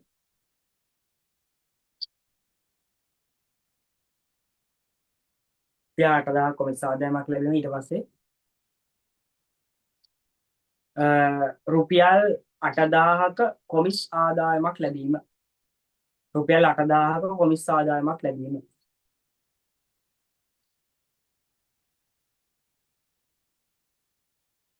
හරි ඊට පස්සේ 2.20 2.20 2.20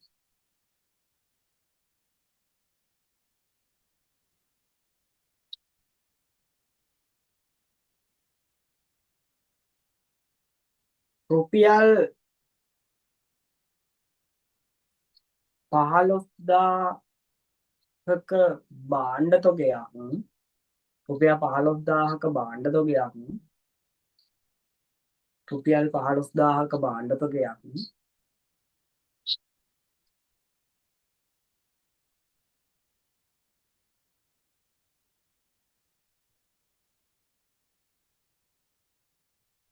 රුපියල් 20000කට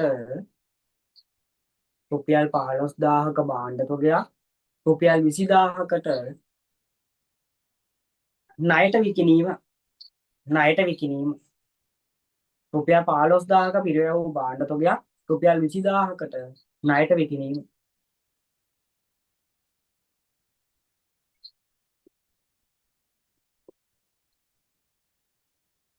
ඊට පස්සේ ටිකක් විතර සංකීර්ණ ගණිතරු ටිකක් දෙන්නේ ඊට පස්සේ ලියා ගන්න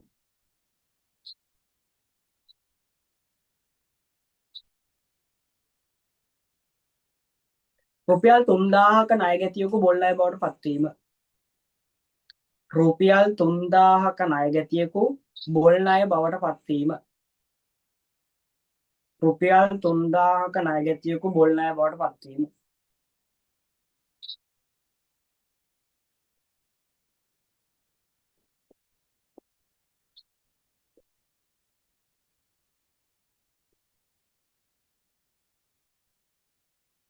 රුපියල් 3000ක ණය ගැතියෙකු බොල් ණය බවට පත්වීම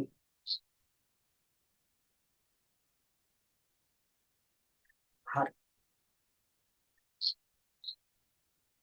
දිනේ ලිව්වේ නැද්ද ඒකට 2.22 ඒකේ දිනේ 2.22 ඒ 3000ක ණය ගැතියෙකු බොල් ණය වීම කියන ගනුදෙනුවේ දිනේ 2.22 හරි ඊළඟට 2.25 2.25 2.25 2.25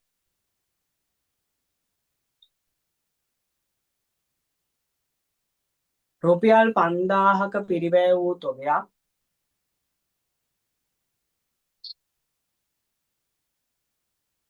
ආපසු යැවීම රුපියල් 5000ක පිරිවැය වූ තොගයක් ආපසු යැවීම ණයට ගන්න විතරලම ආපසු යවන්නේ. එතකොට ආපසු යවුවාම තොගය අඩු වෙලා ණය හිමි කියන වගකීම අඩු වෙනවා. රුපියල් 5000ක පිරිවැය වූ තොගයක් ආපසු යැවීම රුපියල් 5000ක පිරිවැය වූ තොගයක් ආපසු යැවීම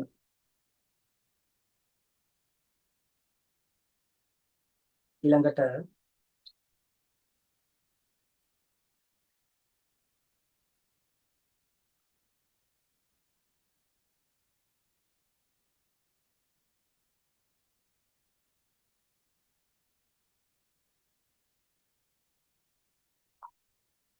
රුපියල් 12000ක විකුණුම් මිල වූ භාණ්ඩ තොගයක් ආපසු එවීම රුපියල් 12000ක විකුණුම් මිල වූ රුපියල් 12000ක විකුණුම් මිල වූ භාණ්ඩ තොගයක් රුපියල් 12000ක විකුණුම් මිල වූ භාණ්ඩ තොගයක් ආපසු එවීම රුපියල් 12000ක විකුණුම් මිල වූ භාණ්ඩ තොගයක් ආපසු එවීම රුපියල් 12000ක විකුණුම් මිල වූ භාණ්ඩ තොගයක් ආපසු එවීම කියලා තිතක් තියලා ඒකටම ලියාගන්න දිනේ ඒකේ දිනේ ළමයි 2.28 2.28 2.28 හරි තිතක් තියලා ඒකටම ලියාගන්න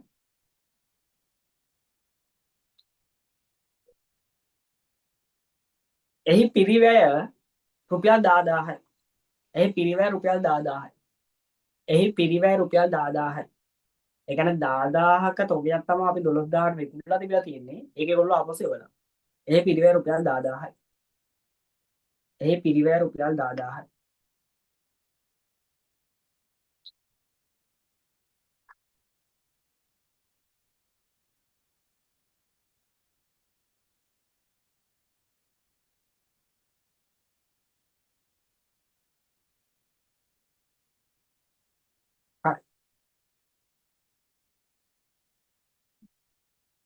අවශ්‍ය වන්නේ කියලා ලියාගන්න අවශ්‍ය වන්නේ කියලා ලියාගන්න අවශ්‍ය වන්නේ කියලා ලියාගන්න මොකද්ද කරන්න තියෙන්නේ කියලා ඉහත ගනුදෙනු මූලික ගිණුම් කරන සමීකරණයට ආදේශ කිරීම ඉහත ගනුදෙනු මූලික ගිණුම් කරන සමීකරණයට ආදේශ කිරීම ඉහත ගනුදෙනු මූලික ගිණුම් කරන සමීකරණයට ආදේශ කිරීම ඉහත ගනුදෙනු මූලික ගිණුම් කරන සමීකරණයට ආදේශ කිරීම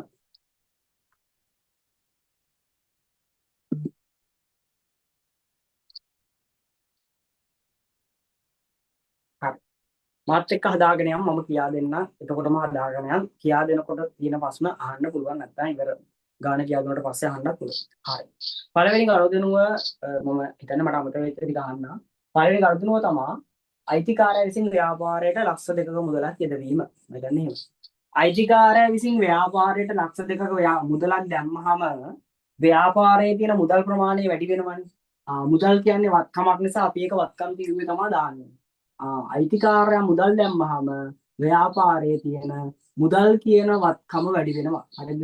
ව්‍යාපාරයේ තියෙන මුදල් කියන වත්කම වැඩි වෙනවා.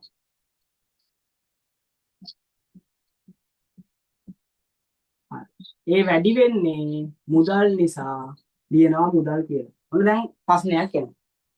හරිද? දැන් මම මේ ප්‍රශ්නේ එන්නම තමයි මේ ලිව්වේ. කලින්ස මුදල් කියන එක ලිව්වේ යටින්නේ දැන් ලියනවා ඉස්සරහින්. හරිද? එහෙම ප්‍රශ්නයක් නෑ. හරිද? එහෙම කිසිම ප්‍රශ්නයක් නෑ. මේ වැඩි වෙන්නේ මුදල් කියලා ලියන එක මේ යටින් ලිව්වත් කමක් නෑ. ඉස්සරහින් ලිව්වත් කමක් නෑ. ඔන උඩින් ලිව්වත් ප්‍රශ්නයක් නෑ. හරිද? එහෙම ගැටලුවක් නෑ හරිද? හැබැයි සාමාන්‍යයෙන් මේ ධන එක මේ පැත්තෙන් ලියන්නේ නෑ ළමයි. හරිද? යටින් ලිව්වත් කමක් නැහැ, උඩින් ලිව්වත් කමක් නැහැ, මේ පැත්තෙන් ලිව්වත් කමක් නැහැ. මේ පැත්තෙන් සාමාන්‍ය ලියන්නේ නැහැ. වැරදි නෑ. හැබැයි ඒක කැතයිනේ. ඒක අර පස්සේනේ ආයි ධන කියලා එන්නේ. ඒතකොට ඒක කැතයි. ඒකද එහෙම ලියන්නේ. මේ විදිහට මේ යටින් ලිව්වත් කමක් නැහැ, උඩින් ලිව්වත් කමක් නැහැ, පැත්තෙන් ලිව්වත් කමක් නැහැ. හරි. මුදල් ලක්ෂ දෙකකින් වැඩි වෙනවා. හිමිකම ලක්ෂ දෙකකින් වැඩි වෙනවා. ඒ වැඩි වෙන්නේ මොන ධනෙ නිසාද? ප්‍රාග් ධනෙ නිසා. ලිව්වා. වරහණක ලිව්වා. ඒ ප්‍රාග් ධනෙ නිසා තමයි වැඩි වෙන්නේ කියලා. හරිද?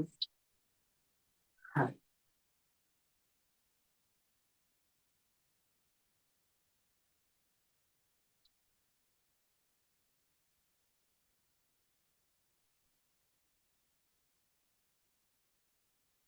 මම දැන් පළවෙනි එක හරි දාගන්න ළමයි. තේරෙන්නේ නැත්නම් හරි.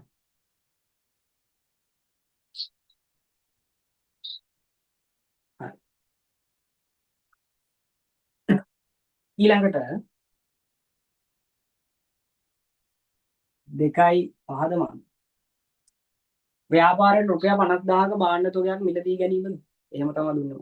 ව්‍යාපාරයට රුපියල් 50000ක භාණ්ඩ තොගයක් ගන්නවා. සල්ලි වලද ණයටද කිව්වේ? සල්ලි වලටනේ. ණයට. ණයට. හරි. ව්‍යාපාරයට රුපියල් 50000ක භාණ්ඩ තොගයක් ණයට ගන්නවා. හරිද?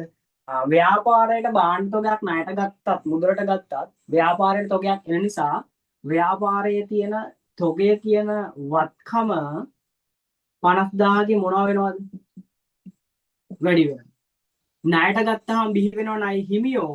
එහෙනම් ණය හිමියන්ට ගෙවන්න තියෙන ප්‍රමාණය වැඩි වෙනවා. ණය හිමි. හරි. ඔන්න මේ ඔයාගෙන ඉරි ගහන්න ඕනේ නැහැ ළමයි රූල් තියෙනව නේද? හරි. ඊට පස්සේ 2යි ආයෙත් ගන්න. 2යි කවද්ද? දිනේ වැරදුනා නම් ඔයා දාගන්න ඊට පස්සේ. හරි. රුපියල් 2.10 හරි. රුපියල් 30000ක භාණ්ඩ තොගයක් 40000ට ඉගෙනීමද?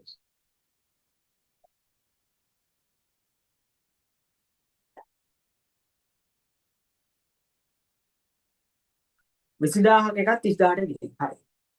රුපියල් 20000ක තොගයක් 30000කට විකුණනවා. ළමයි 20000ක තොගයක් විකුණනහම අපි ගාව තියෙන තොගය කවුරු හරි අරන් යන නිසා තොගය කියන වත්කම 20000කින් අඩු වෙන්න ඕනේ. බලා ගන්න හොඳට. තොගය කියන වත්කම 20000කින් අඩු වෙන්න ඕනේ. ඒ 20000ක තොගයක් අපි විකුණන්නේ 30000කට මුදලටද ණයටද?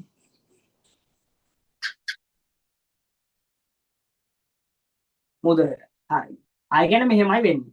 අපි ගාව තියෙනවා තොගේ 20000ක එකක්. හරි. අපි ගාවට එන්න මිනිස්සෙකුට අපි ඒක 30000කට මුදලට විකුණනවා. ළමයි ඒ කියන්නේ 20000ක් වෙච්ච තොගේ යාට දීලා අපි යාගෙන් 30000ක් ගන්නවා. එයාගෙන් අපි 30000ක් ගත්තා කියලා කියන්නේ අපි ගාව තියෙන මුදල් කියන වත්කම 30000කින් වැඩි වෙනවා.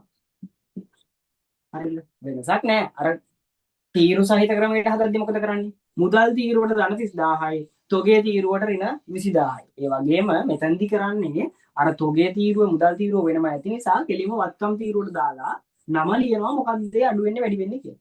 හරි. 20000ක එකක් 30000ට විකුණනහම අපිට 10000ක් ලාභයි. ලාභය නිසා මොනකම වැඩි වෙනවද? හිමිකම වැඩි වෙනවා. අන්න එහෙනම් 10000ක් ලාභයි.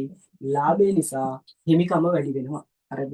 ලාභය නිසා හිමිකම වැඩි වෙනවා. තේරුම් නැත්තම් මම ආයි කියන්නම්. හරිද?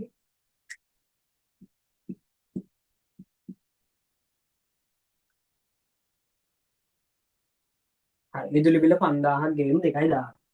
හරි. 2.14 විදුලි බිල 5000ක් ගෙවුනේ. බලා ගන්න කොහොමද දාන්නේ කියලා. ළමයි රුපියල් 5000ක විදුලි බිලක් ගෙවනවා. අපි ඕක ගෙවන්නේ මොන වෑන්ද? මුදලි. ඒ කියන්නේ අපි ගාව තියෙන මුදල් ප්‍රමාණය මොනවද? අඩු වෙනවා. මුදල් කියලා කියන්නේ මොන කමක්ද? වත්කමක්. එහෙනම් මුදල් ප්‍රමාණය 5000කින් අඩු වෙනවා. ගෙවන්නේ මොකද්ද ඔය? විදුලි බිල කියන වියදම. වියදමක් නිසා හිමිකම මොනවා වෙනවද? අඩු වෙනවා. එහෙනම් හිමිකම අඩු වෙනවා 5000කින් විදුලිය කියලා. විදුලිය කියලා. වියදමේ නම ලියනවා. මේක දුරකථන ව්‍යාජ නම් දුරකථන කියලා ලියනවා. මේක සේවකවට පන්නම් සේවකවට කියලා ලියනවා. මේක ණය පොලිය නම් ණය පොලිය කියලා ලියනවා. වියදම මොකක්ද කියලා ලියනවා. එච්චරයි. හරි.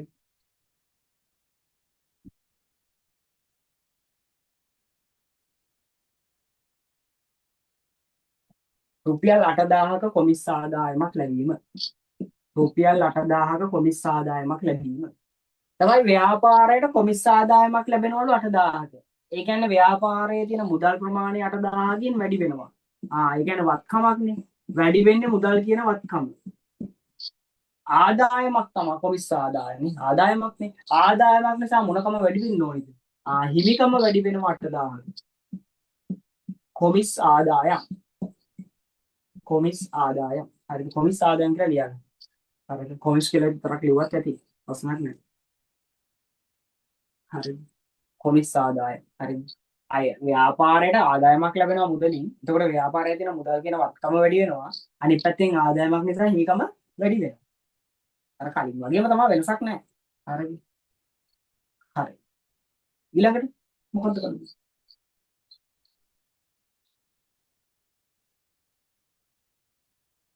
15,000කට දැන් 20,000කට ණයට විකිණෙනවා. හරි.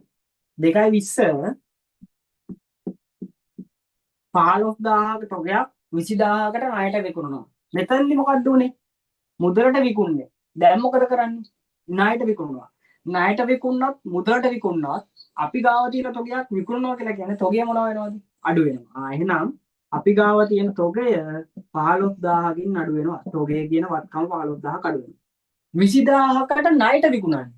මුදලට විකුණනොත් නම් මුදල් වෙන නිසා මුදල් වැඩි වෙනවා. ණයට විකුණනහම බිහි වෙන්නේ කවුද ණය? ගැතියෝ. අන්න ණය ගැතියකින් අපිට ලැබෙන්න තියෙන ප්‍රමාණය වැඩි වෙනවා. ණය ගැති කියන්නේ අනිවාර්යයෙන්ම වත්කමක්. ඒ නිසා වත්කම් තීරුවෙම දාන්න.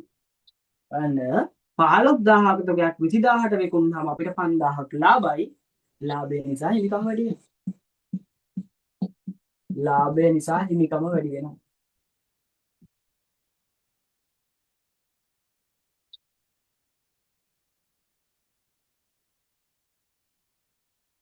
හරි.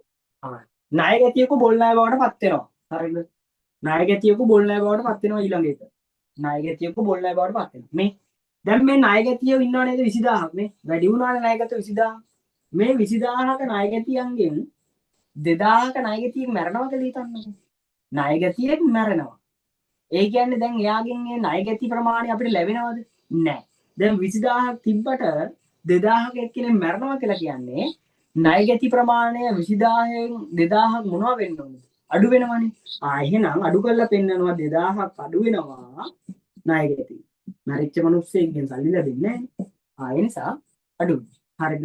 20,000ක් ණය ගැතිය හිටියා 2,000ක ණය ගැතියෙන් මැරුණා. 2,000 3,000 නේ 3,000ක ණය ගැතියෙන් මැරුණා. හරිද? එතකොට 3,000ක ණය ගැතියෙන් මැරුණා කියලා කියන්නේ එයාගෙන් මේ ණය ප්‍රමාණය ලැබෙන්නේ නැහැ. ඒ නිසා ණය ගැතිය අඩු වුණා කියලා පෙන්නනවා. දැන් ණය ගැතියෙක් කියලා කියන්නේ අපිට සල්ලි දෙන්න තියෙන කෙනෙක්. ඒ අපිට සල්ලි ලැබෙන්න තියෙන කෙනෙක් මැරෙනවා කියලා කියන්නේ අපිට ඒක වාසිද පාඩුද? පාඩුයි. හරිද? පාඩුයි කියලා කියන්නේ ඒක ආදායමක්ද වියදමක්ද? වියදමක්. වියදමක් නිසා හිමිකම් මොනවා වෙනවද? අඩු වෙනවා. ඒ වියදමේ නම මොකද්ද? බොල් ණය. ලියන්න ඕනේ. වියදමේ නම ලියන්න ඕනේ. හරිද? මේ කලින් මෙතන විදුලි කියන වියදම නිසා හිමිකම අඩු වුණා. මෙතන හිමිකම අඩු වෙන්නේ මොන වියදම නිසාද? බොල් ණය කියන වියදම නිසා. ණය ගැතියෙකු බොල් ණය බවට පත් වුණාම වෙන්නේ ලැබෙන්න තියෙන ණය ප්‍රමාණය අඩු වෙනවා. එහෙනම් ණය ගැති කියන වත්කම අඩු කරලා පෙන්නන්න ඕනි. ණය ගැතියෝ කියලා කියන්නේ අපිට වත්කමක්. එයා මැරෙනවා කියලා කියන්නේ අපිට ලැබෙන්න තියෙන වත්කම අහිමි වෙනවා. අහිමි වීමක් කියලා කියන්නේ වියදමක් නැත්නම් පාඩුවක්. පාඩුවක් නිසා හිමිකම 3,000ක් අඩු වෙන්න ඕන. හරිද? හිමිකම 3,000ක් අඩු වෙනවා. හරිද? හරි. 5,000ක තොගයක් ආපසු ඇරීම 2.25. 2.25 5,000ක තොගයක් ආපසු යවනවා. හරිද? අපි ගාව තියෙන තොගයක් අපි ආපහු දෙනවා ළමයි ගිහිල්ලා දෙනවානේ. මේ මෙතන තියෙන තොගයක් ගිහින් දෙනවා. ඒ කියන්නේ දැන් තොගයක් ගියානේ.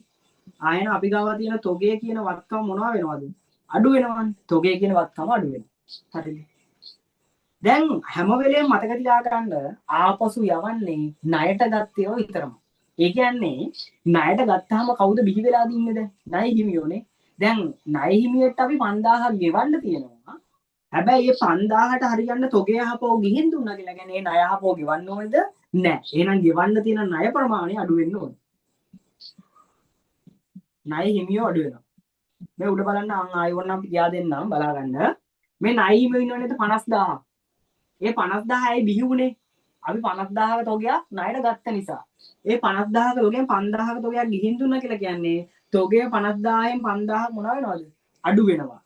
දැන් මේ 50000ට හරියන්න 5000ක් ගිහින් දුන්නා කියලා කියන්නේ ඒ 5000 ගෙවන්න ඕනිද? නෑ. එහෙනම් ගෙවන්න තියෙන ණය ප්‍රමාණයක් 5000කින් අඩු වෙනවා. හරිද? ඒ නිසා තමයි තොගය අඩු වෙලා ණය හිමි කියන වගකීම අඩු වෙන්නේ. අන්තිම එක 2.28 12000කට විකුණුවප එකක් 10000ක පිරිවැයනේ ආපසු එව්වනේ. හරි. 12000ක විකුණුම් මිල වූ භාණ්ඩ ආපසු එවීම පිරිවැය 10000යි. හරි. බලන්න හොඳට අපි කාට හරි විකුණලා තියෙනවා 12000කට. හරි. ණයට හැම වෙලෙම ණයට විකුණනවා තමයි ආපසු එවන්නේ. ණයට විකුණනහම කවුද බිහි වෙන්නේ? ණය ගැතියෝ. හරිද? අපි 12000කට ණයට විකුණලා තියෙනවා. ඒ ණයට විකුණපුවා වල පිරිවැය රුපියල් 10000යි. එයා මොකක් හරි හේතුවක් මත අපි විකුණපු භාණ්ඩවල මොකක් හරි දෝෂයක් මත විද්දන්නකො. එයා ඒ ටික අපෝ අපිට ගෙනත් දෙනවා. අපි තොගේ කීයද වටිනාකම කිව්වේ 10000. 10000ක තොගයක් අපිට අපෝ ගෙනත් දෙනවා කියලා කියන්නේ අපි ගාව තියෙන තොගේ 10000කින් මොනව වෙනවද? වැඩි වෙනවා. අපි ගාව තියෙන තොගේ 10000කින් වැඩි වෙන්න ඕනේ. අපි ගාව තියෙන තොගේ 10000කින් වැඩි වෙනවා. අනිත් එක. දැන් 10000ක තොගයක් 12000ට තමයි ණයට විකුණලා තිබ්බේ. ඒ කියන්නේ ණය ගැතියෙන්ගෙන් 12000ක් ලැබෙන්න තියෙනවා.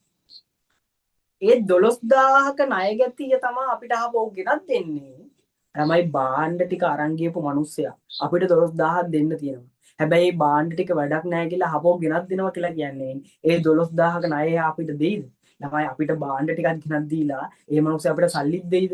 නැහැ. ඒ කියන්නේ එයාගෙන් අපිට ලැබෙන්න තියෙන ණය ගැති ප්‍රමාණය 12000කින් දැන් මොනවා වෙන්න ඕනද? අඩු වෙන්න ඕනේ. එහෙනම් ණය ගැති කියන වත්කම 12000කින් අඩු වෙන්න ඕනේ. හරිද? ණය ගැති කියන වත්කම 12000කින් අඩු වෙන්න ඕනේ. හරිද? ඊළඟට 10000ක තොගයක් තමයි අපි 12000ට කලින් විකුණලා තිබ්බේ. ඒ කියන්නේ අපිට 2000ක ලාභයක් තිබිලා තියෙනවානේ. හැබැයි ඒ විකුණපු ටික අහපුව ගෙනත් දුන්නා කියලා කියන්නේ දැන් අපිට ලාභේ අහිමි වෙනවා. ලාභයක් අහිමි වෙනවා කියලා කියන්නේ සරලවම කිව්වොත් අලාභයක්නේ. අලාභයක් නිසා හිමිකම මොකක් වෙනවද? අඩු වෙන්න ඕනේ. අලාභයක් නිසා හිමිකම අඩු වෙන්න ඕනේ. හරිද? ගනුදෙනු ගිණුම්ගත කිරීම බලන්න හොඳට අහපුව ඕනනම් කියා දෙන්නම්. 12000කට විකුණපු එකක් අපිට ආපහු ගෙනත් දෙනවා. ඒ බෑ පිරිවැය 10000 කියන්නේ තොගේ 10000යි. එහෙනම් තොගේ 10000කින් වැඩි වෙන්න ඕනේ. ඊට පස්සේ ණය ගැතියාගෙන් අපිට 12000ක් ලැබෙන්න තියෙනවා. හැබැයි එයා තොගේ ආපහු ගෙනත් දුන්නා කියලා කියන්නේ ඒ ණය ආපහු අපිට දෙන්නේ නැහැ. ඒ නිසා ණය ගැති ප්‍රමාණය 12000ක් අඩු වෙන්න ඕනේ. 10000ක එකක් 12000ට විකුණනහම ලාභය කියලා අපි හිමිකමට ගලපලා තියෙනවා 2000ක්. හැබැයි ඇත්තටම දැන් ලාභයක් අහිමි වෙනවා විකුණුම් ආපහු එවුව නිසා. එහෙනම් අලාභයයි කියලා 2000ක් හිමිකමෙන් අඩු කරන්න ඕනේ. ලාභය නිසා හිමිකම වැඩි වෙනවා නම් අලාභය නිසා හිමිකම අඩු වෙනවා. හරි. හරි. දාගන්න. ඒ අතරතුර තියෙන ප්‍රශ්න ටික අහන්න.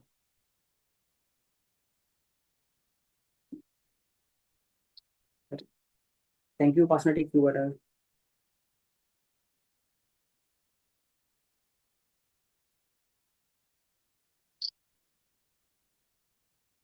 අදාගන්න. එන්නේ නැහැ. ඒ අතරතුර මොනවා හරි ප්‍රශ්නක් තියෙනවා නම්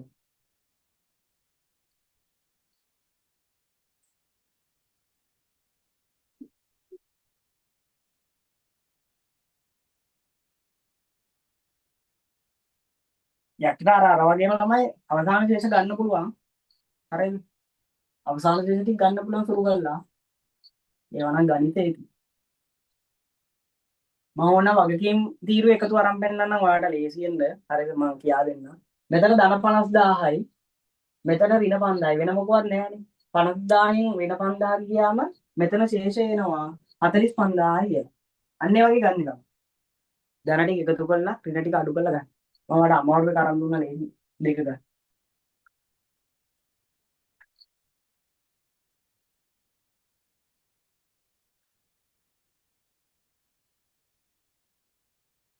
අදාගෙන ඉවරලා හරියට මැසේජ් එකක් දාන්න බැරි.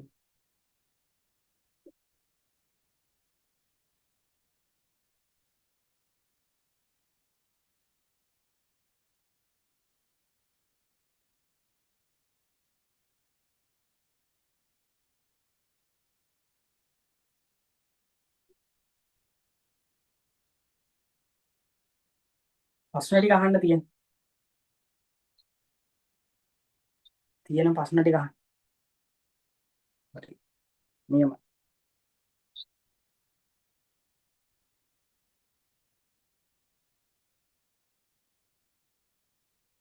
අනික් කට්ටිය තේරෙනවද? තේරෙන්නේ නැත්නම් අහන්න.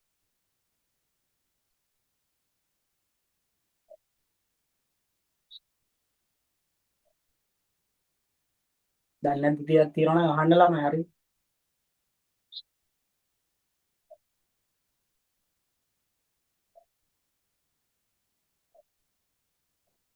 ලියාගෙන ඉවරලා හරි කියලා මෙසේජ් එකක් දාන්න හැමෝම. නැත්තම් මම දන්නේ නැහැ ළමයි. ඔයත් උඩ බලාගෙන ඉන්නේ මාත් උඩ බලාගෙන ඉන්නේ.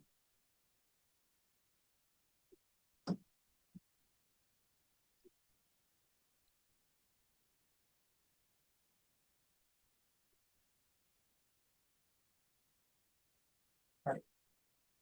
අනික් කට්ටිය ටක් ගාලා මං කරා. ඔයාගේ කාලේ තමයි යන්නේ. මගේ කාලේ නෙමෙයි.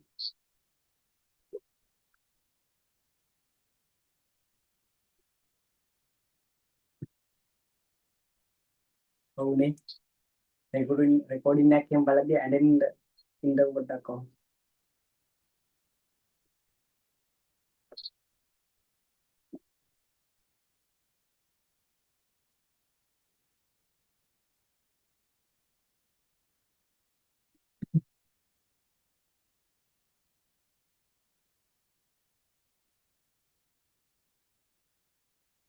කට්ටිය හරිද? දාන්න මම හරිනා. මං කරා.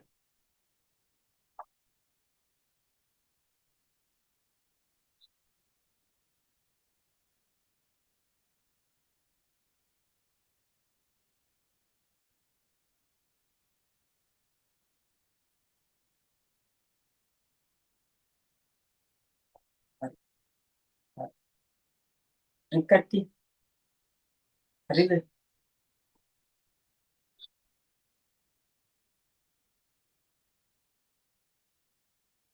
හරි. තව ඉන්නවා මම හිතන්නේ.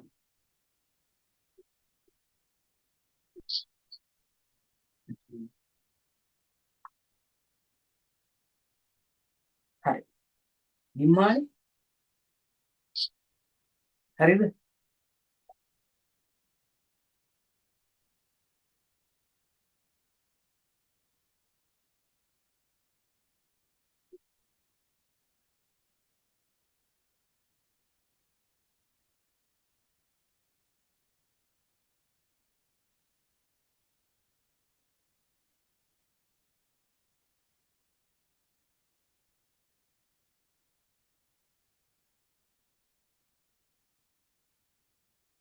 හරි. මම හිතනවා හරියටි කියලා. ප්‍රශ්නයක් එහෙම මොකුත් නැත්තම් මම මේක මකන්නද? ප්‍රශ්න නැත්තම් මකන්නද?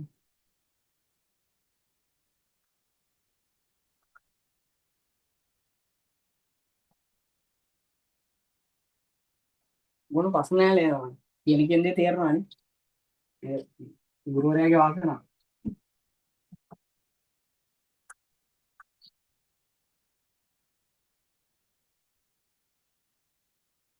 ප්‍රශ්න නැහැ නේ. ඉතින් ප්‍රශ්න ඉබ්බත් කරන්න දෙන්නේ නැහැ නේද? ඊළඟට ගියා දෙනවා නම් සුපිරි එකක් නේ. ආපු නැති කට්ටියටම ඇඬෙන්න එක. වැඩිපුර එන්නේ නැත්නම් ඕලෙවල් වලට කොමර්ස් කරපු සෙට් එකේ. හරිද? ඒකකුත් තියෙනවා නම් තවත් අම්මට සේ මරු. ඕලෙවල් කොමර්ස් වලට මාස දෙකක් මගේ පන්තියට ඇවිල්ලා ඒකක් දාගත්තා කියලා කියන්නේ දැන් මේ මුලින් ඉඳන්ම accounting වලට එන මට ඒකක් දාගන්න එක කජ්ජත්ද කියලා හිතාගෙන නිකන් ඉන්න පිරිසකුත් ඉන්නවා.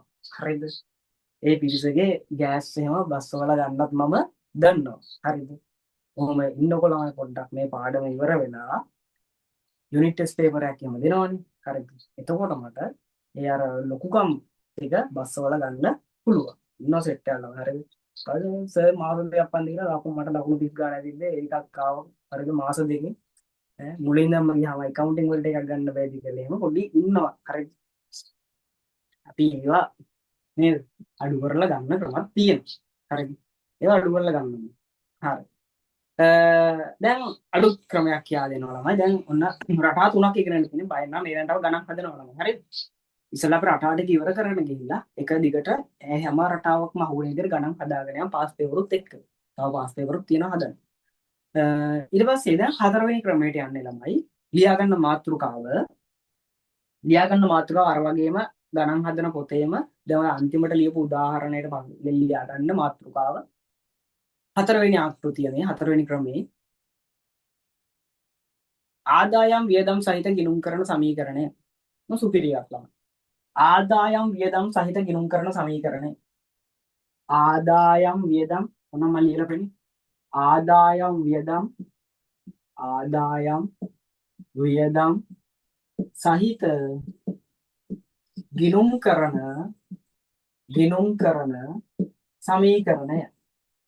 සමීකරණය හරි. ආදායම් වියදම් සහිත ගිණුම් කරන සමීකරණය කියලා ලියාගන්න. මාතෘකාව ආදායම් වියදම් සහිත ගිණුම් කරන සමීකරණය.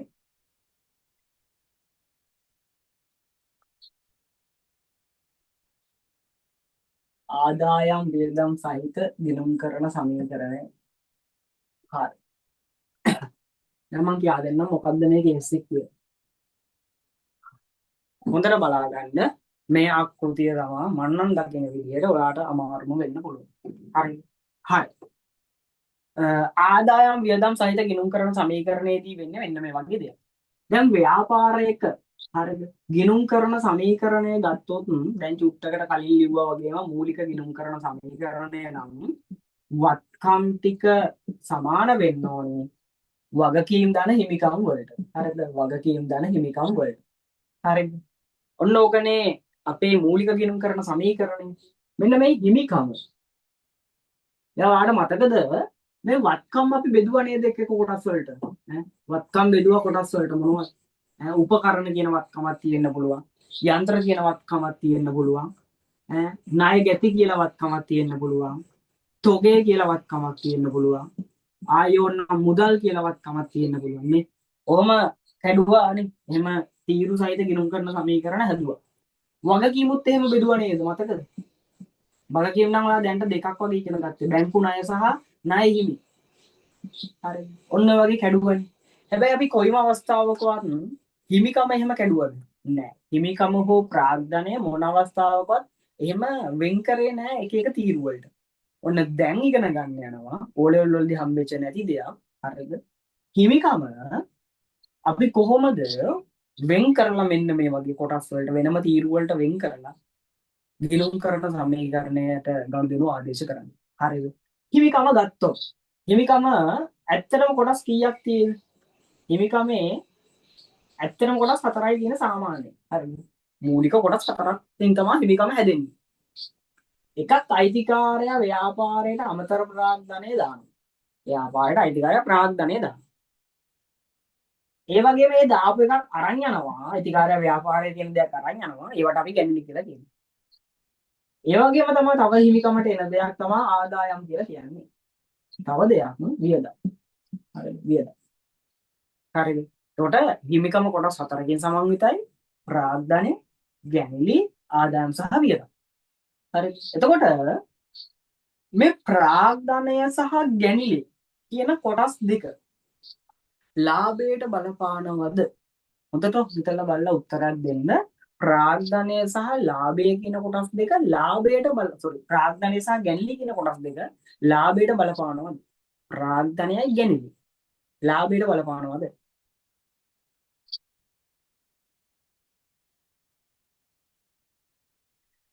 නෑනේ. හරි. ප්‍රාග්ධනයයි ගැණිලි ලාභයට බලපාන්නේ නෑ ළමයි. හරිද? මේ දෙක හොඳට මතක තියාගන්න. හරිද? මේක ලාභයට බලපාන්නේ නෑ. ඇයි ඒ ලාභයට බලපාන්නේ නෑ කියලා කියන්නේ? ලාභය හොයන්නේ කොහොමද අපි? ආදායම් වලින් වේදම් මොනවා කරලාද? අඩු කරලානේ. එහෙනම් මේ දෙක තමයි ලාභයට බලපාන්නේ. ඒ නිසා අපි දැන් කරන්න හදන්නේ මෙන්න මේ ව්‍යාපාරයක හිමිකම සමන්විත වෙන කොටස් දෙකක් වෙන ආදායම සහ වියදම ලාභයට බලපාන නිසා ඒ දෙක ගොඩක් වැදගත් නිසා ඔය හිමිකම ඇතුලේ තියෙන මේ කොටස් හතරෙන් ආදායම් සහ වියදම් ටික වෙනම ගලවලා ගන්නවා. තීරු දෙකකට. එක තීරුවක් ආදායම් තීරුව, අනිත් තීරුව වියදම් තීරුව. හරි. ඊට පස්සේ ආදායම් නිසා හිමිකම මොනවා වෙනවද? වැඩි වෙනවා. වියදම් නිසා හිමිකම මොනවා වෙනවද? අඩු වෙනවා. හරි. එතකොට මොකද්ද කළේ? හිමිකම කොටස් හතරකින් තමයි සමන්විත වෙන්නේ. ප්‍රාග්ධනය සහ ගැනීම කියලා කියන්නේ එකක්. ආදායම් සහ වේදම් කියන තවත් එකක් විදිහට වෙන් කරගන්න පුළුවන් ඕන. මොකද ප්‍රාග්ධනය සහ ගැනීම ලාභයට බලපාන්නේ නැහැ. ආදායම් සහ වේදම් ලාභයට බලපානවා. හරිද? දැන් අපි කරන්න හදන්නේ මේ හිමිකම ඇතුලේ තියෙන කොටස් හතරෙන් මේ කොටස් දෙක ඕක ඇතුලේම තියෙන්න අරලා. මේ ප්‍රාග්ධනය සහ ගැනීම කියන එක ඕක ඇතුලේම තියෙන්න අරිනවා. ඔය ඕක ඇතුලේ තියෙන ආදායම් ටිකයි වියදම් ටිකයි වෙනම තීරු දෙකකට ගන්න. අන්නේ ආදායම් තීරු සහ වියදම් තීරු සහිතව ගිණුම් කරන සමීකරණය හදන්නේ කොහොමද කියලා තමයි දැන් ඉගෙන ගන්න යන්නේ. ඒක තමයි අර මාතෘකාව ලිව්වේ ආදායම් සහ වියදම් සහිත ගිණුම් කරන සමීකරණය කියන්නේ. ආදායම් තීරුවයි වියදම් තීරුවයි සහිත ගිණුම් කරන සමීකරණයට කොහොමද ගන්නු ආදේශ ගන්න. හරි. හරි. මම ගනුදෙනු කොහොමද ගිණුම් කරන සමීකරණයට ආදේශ කරන්නේ මෙන්න මේ ආදායම් වියදම් සහිත කියන එක. අපි අභ්‍යාසයක් කරන ගමන් ඉගෙන ගමුනේ. ඒක ලේසි. හරිද?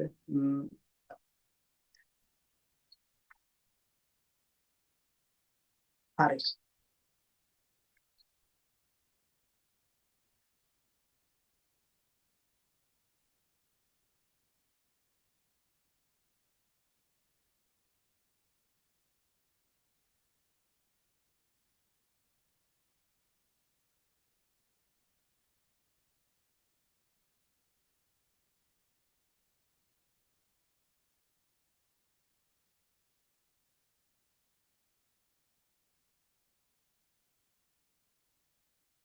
හරි.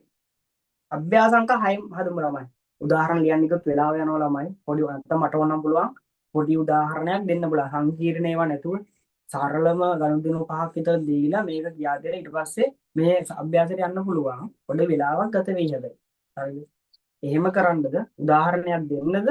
නැත්තම් කෙලින්ම අභ්‍යාස අංක 6ටම යන්නද? මොකද කියන්නේ? කොහොමද ඉතින් මේක හදන්නේ බෑ ළමයි. කවද හදුවේ? මොකද කියන්නේ? ඕගොල්ලෝ කැමැත්ත. ඕගොල්ලන්ට වෙලාව අවුලක් නැත්නම් මට කොහොමද අවුලන්නේ? මොකද කියන්නේ? පොඩි උදාහරණයක් හදලා අවබෝධයක් අරගෙන අභ්‍යාස අංක 6ට යනවද නැත්නම් කෙලින්ම අභ්‍යාසය හදනවද? මට කිය.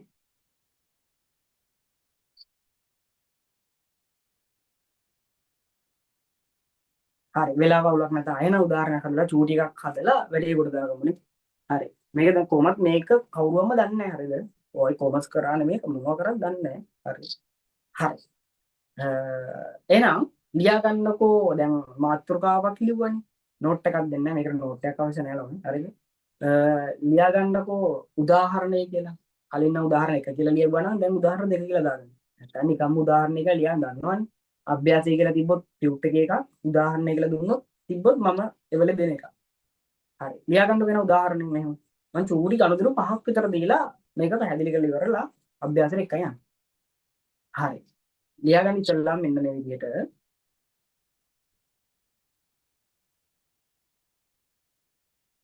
මේකෙන් එක්සෑම් එකට එනවාද? මෙහෙමයි. තාම නම් ඇවිල්ලා නැහැ මේ මෑත කාලේ නම් කිසිම අවුරුද්දක ඇවිල්ලා නැහැ. හරිද? හැබැයි ඉතින් සිලබස් එකේ තියෙනවා. හරිද? ගුරුවත් පොතේ තියෙනවා. හරි එතකොට තියෙන නිසා අපි ඉගෙන ගන්න එක. හරිද? වාරි භාග වලට නම් කොහොමත් අහන්න එක තියෙනවා. හරිද? මේ හොස්පිටල් විභාගය තුල වෙනවා මෑත කාලිනව අහලම නැහැ. හරිද? ඒ කියන්නේ අහන්නේ නැහැ සාමාන්‍යයෙන් ගොඩක්ම අහන්නේ ළමයි අර මුල් ක්‍රම දෙක තමයි. එක්ක තීරු සහිත ගිණුම් කරන සමීකරණ ගනුදෙනු ආදේශ කිරීම. එහෙම නැත්නම් ගනුදෙනුට ආදේශ කළ දෙන අපිට විස්තර කරන්න කියලා. හරිද? අපි ඒවට ඉගෙනගෙන ඉන්න බෑ. ඒ නිසා අපි අවබෝධය ගමු. හරි. ලියා ගන්න. පියල්ගේ ව්‍යාපාරයේ අගෝස්තු මාසයට අදාළ තොරතුරු පහත වේ. පියල්ගේ ව්‍යාපාරයේ අගෝස්තු මාසයට අදාළ තොරතුරු පහත වේ. පියල්ගේ ව්‍යාපාරයේ අගෝස්තු මාසයට අදාළ තොරතුරු පහත වේ. පංකල ලියා ගන්න හරිද? පියල්ගේ ව්‍යාපාරයේ අගෝස්තු මාසයට අදාළ තොරතුරු පහත වේ. පළවෙනි ගනුදෙනුව ලියා ගන්න. හැමදාම වගේ පළවෙනි ගනුදෙනුව කොහොමද අර අයිතිකාරය ප්‍රාර්ථනා දාන එක ලියා ගන්න. 8යි 1 8යි 1 අයිතිකරු විසින් රුපියල් ලක්ෂයක මුදලක් යෙදවීම. කෙටියෙන් ලියන්න. අයිතිකරු විසින් රුපියල් ලක්ෂයක මුදලක් යෙදවීම. අයිතිකරු විසින් රුපියල් ලක්ෂයක මුදලක් යෙදවීම.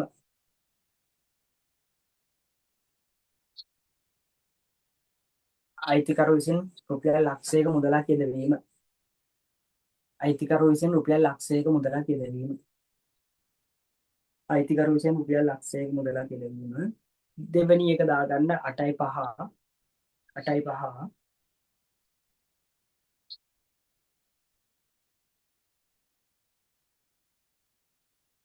රුපියල් 20000ක භාණ්ඩ තොගයක් මිලදී ගැනීම. රුපියල් 20000ක භාණ්ඩ තොගයක් මිලදී ගැනීම. රුපියල් 20000ක භාණ්ඩ තොගයක් මිලදී ගැනීම.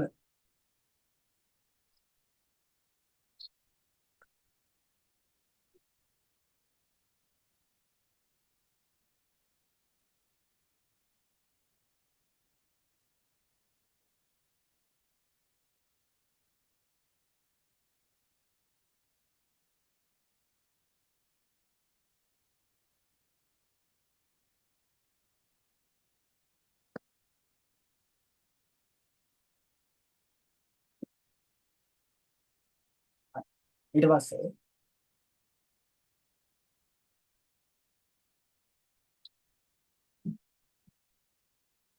අයිතිකරු විසින් 5000ක මුදලක් ගැනිලි කිරීම. අයිතිකරු විසින් 5000ක මුදලක් ගැනිලි කිරීම. අයිතිකරු විසින් 5000ක මුදලක් ගැනිලි කිරීම. අයිතිකරු විසින් 5000ක මුදලක් ගැනිලි කිරීම.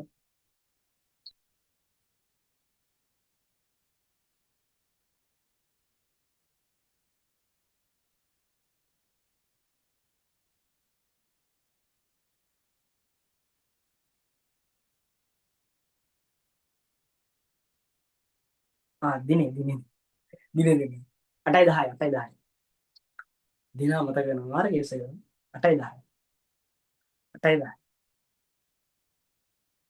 හරි ඊළඟට 8යි 15 පහින් පාඩය 8යි 15 8යි 15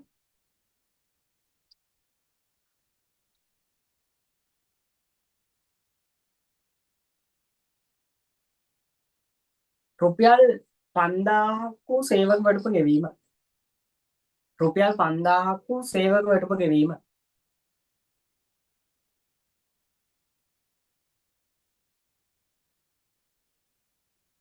රුපියල් 5000ක් වූ සේවක වටුප ගෙවීම. රුපියල් 5000ක් වූ සේවක වටුප ගෙවීම.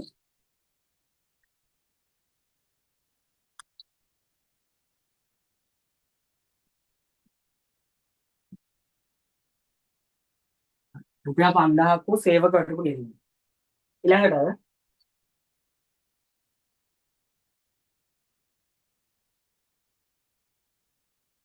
කුලී ආදායම් ලෙස කුලී ආදායම් ලෙස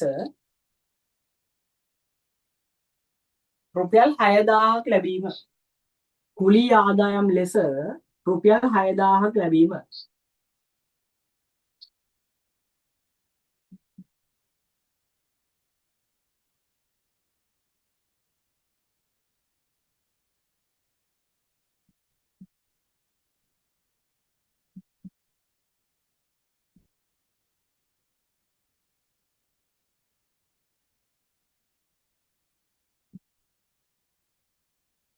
ඊළඟට ඒකේ දිනේ දැම්ම නැත්නම් දාගන්න 8යි 8යි 20 කියලා දාගන්න ඒකට දිනේ. ඊළඟට 8යි 25 ඊළඟට 8යි 25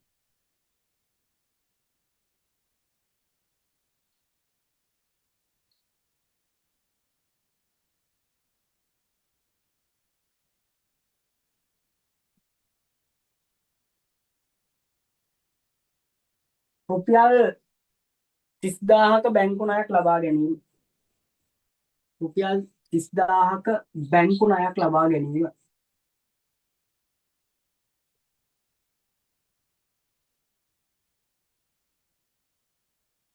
හරි ඒ ඇති ළමයි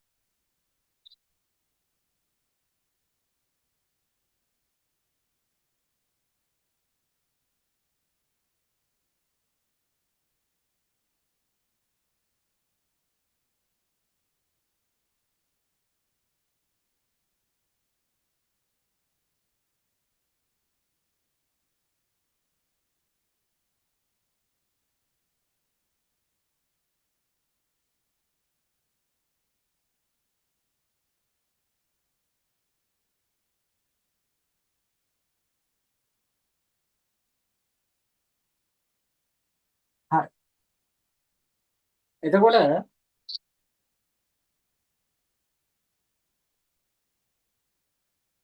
මෙන්න මේක තමයි දැන් ආකෘතිය. හරිද? ඕක තමයි දැන් ආකෘතිය ළම. හරි බලන්න ටිකක් වෙනස්. මොකද්ද උනේ?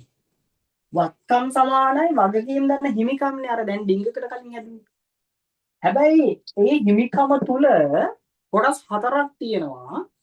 ප්‍රාග්ධනය, ගැනිලි, ආදායම්, වියදම්. හරිද? දැන් මොකද්ද කළේ? අර ගැනිලි සහ ප්‍රාග්ධනය කියන එක මෙතන ඉතුරු කරගෙන ආදායම් සහ වියදම් එළියට ගත්තා. ප්‍රාග්ධනයට ආදායම් මොනවා වෙන්නද? නැත්නම් හිමිකමට ආදායම් මොනවා වෙන්න ඕනද? එකතු වෙන්න ඕනේ. ඒ නිසා තමයි ධන ආදායම් කියලා තියෙන්නේ. හිමිකමට වියදම් මොනවා වෙන්න ඕනේද? අඩු වෙනවනේ. වියදම් නිසා හිමිකම් මොනවා වෙනවද? අඩු වෙනවනේ. ඒ නිසා තමයි හිමිකම් ඍණ කියලා තියෙන්නේ. හරිද? එතකොට ප්‍රාග්ධනය වැඩි වෙනවා ආදායම් නිසා ඒ නිසා තමයි ධන දාලා තියෙන්නේ. ප්‍රාග්ධනය එහෙම නැත්නම් හිමිකම අඩු වෙනවා වියදම් නිසා ඒ නිසා තමයි ඍණ දාලා තියෙන්නේ. එතකොට ගිණුම් කරන සමීකරණය ගත්තොත් වත්කම් සමානයි වගකීම් ධන ප්‍රාග්ධනය එහෙම නැත්නම් හිමිකම ධන ආදායම් ඍණ වියදම්. හරිද? මේක හිමිකම කියලා ලිව්වත් හරි. ප්‍රශ්නයක් නෑ. හරිද? ඔක හිමිකම කියලා ලිව්වත් හරි. දැන් ඔයා මේක ආකෘතිය ගහගෙන මේ හිමිකම නැත්නම් ප්‍රාග්ධනයට උඩින් ලියාගන්න මේක තුල තියෙන්නේ මොනවද කියලා. ඕක තුල තියෙන්නේ කොටස් දෙකයි. එකක් ප්‍රාග්ධනය අනිත් එක ගැනීම. මම ලියාගන්න. මම මේ යටින් ලිව්වේ මට උඩින් ලිව්වම ඔයාලට පේන්නේ නැති නිසා. හරිද? ඔයා මේ ප්‍රාග්ධනයට උඩින් ඊළඟ දෙයක් ගහලා ලියාගන්න ඔය මොනවද තියෙන්නේ කියලා උතන. ප්‍රාග්ධනය සහ ගැනීම. අයිතිකාරය අමතර ප්‍රාග්ධනය දාන ඒවායි ගැනීම විතරයි ඔය තීරුව තුල තියෙන්නේ.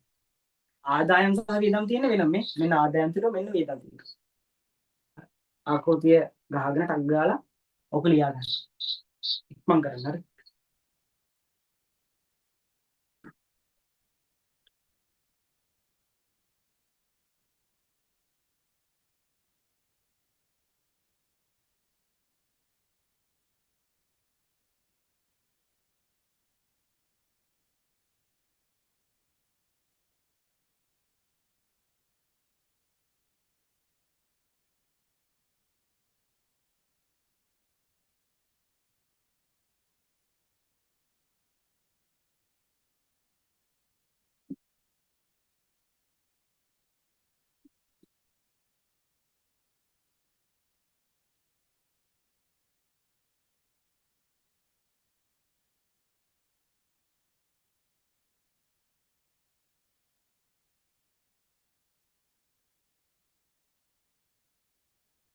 හරි.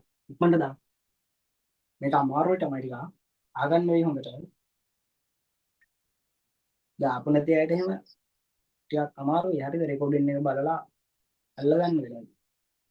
සමහර ළමයි නම් මට මෙසේජ් දාලා තිබුණා එක එක හේතු මත එන්න වෙන්නේ නැහැ කියලා. සමහර අය හේතු කියන්නේ නැහැ මොකවත් නැහැ. එන්නේ නැහැ.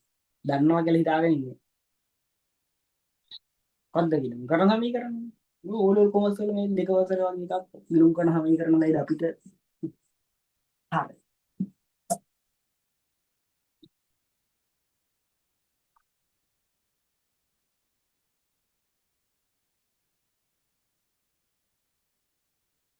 පළවෙනි ගනුදෙනුව හොඳට අහගන්න. මේක ලේසි.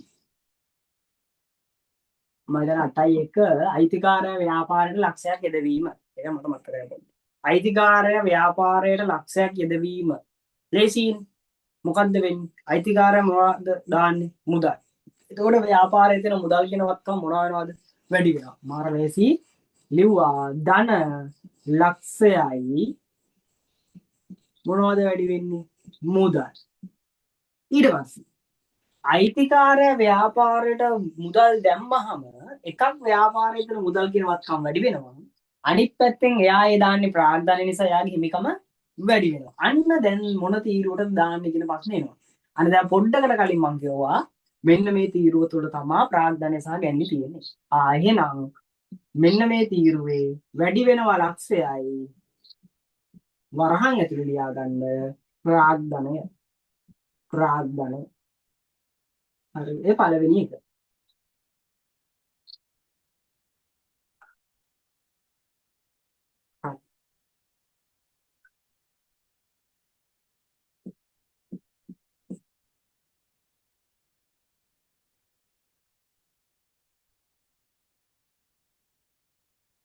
දෙවෙනි එක භාණ්ඩ තොගයක් ගත්තා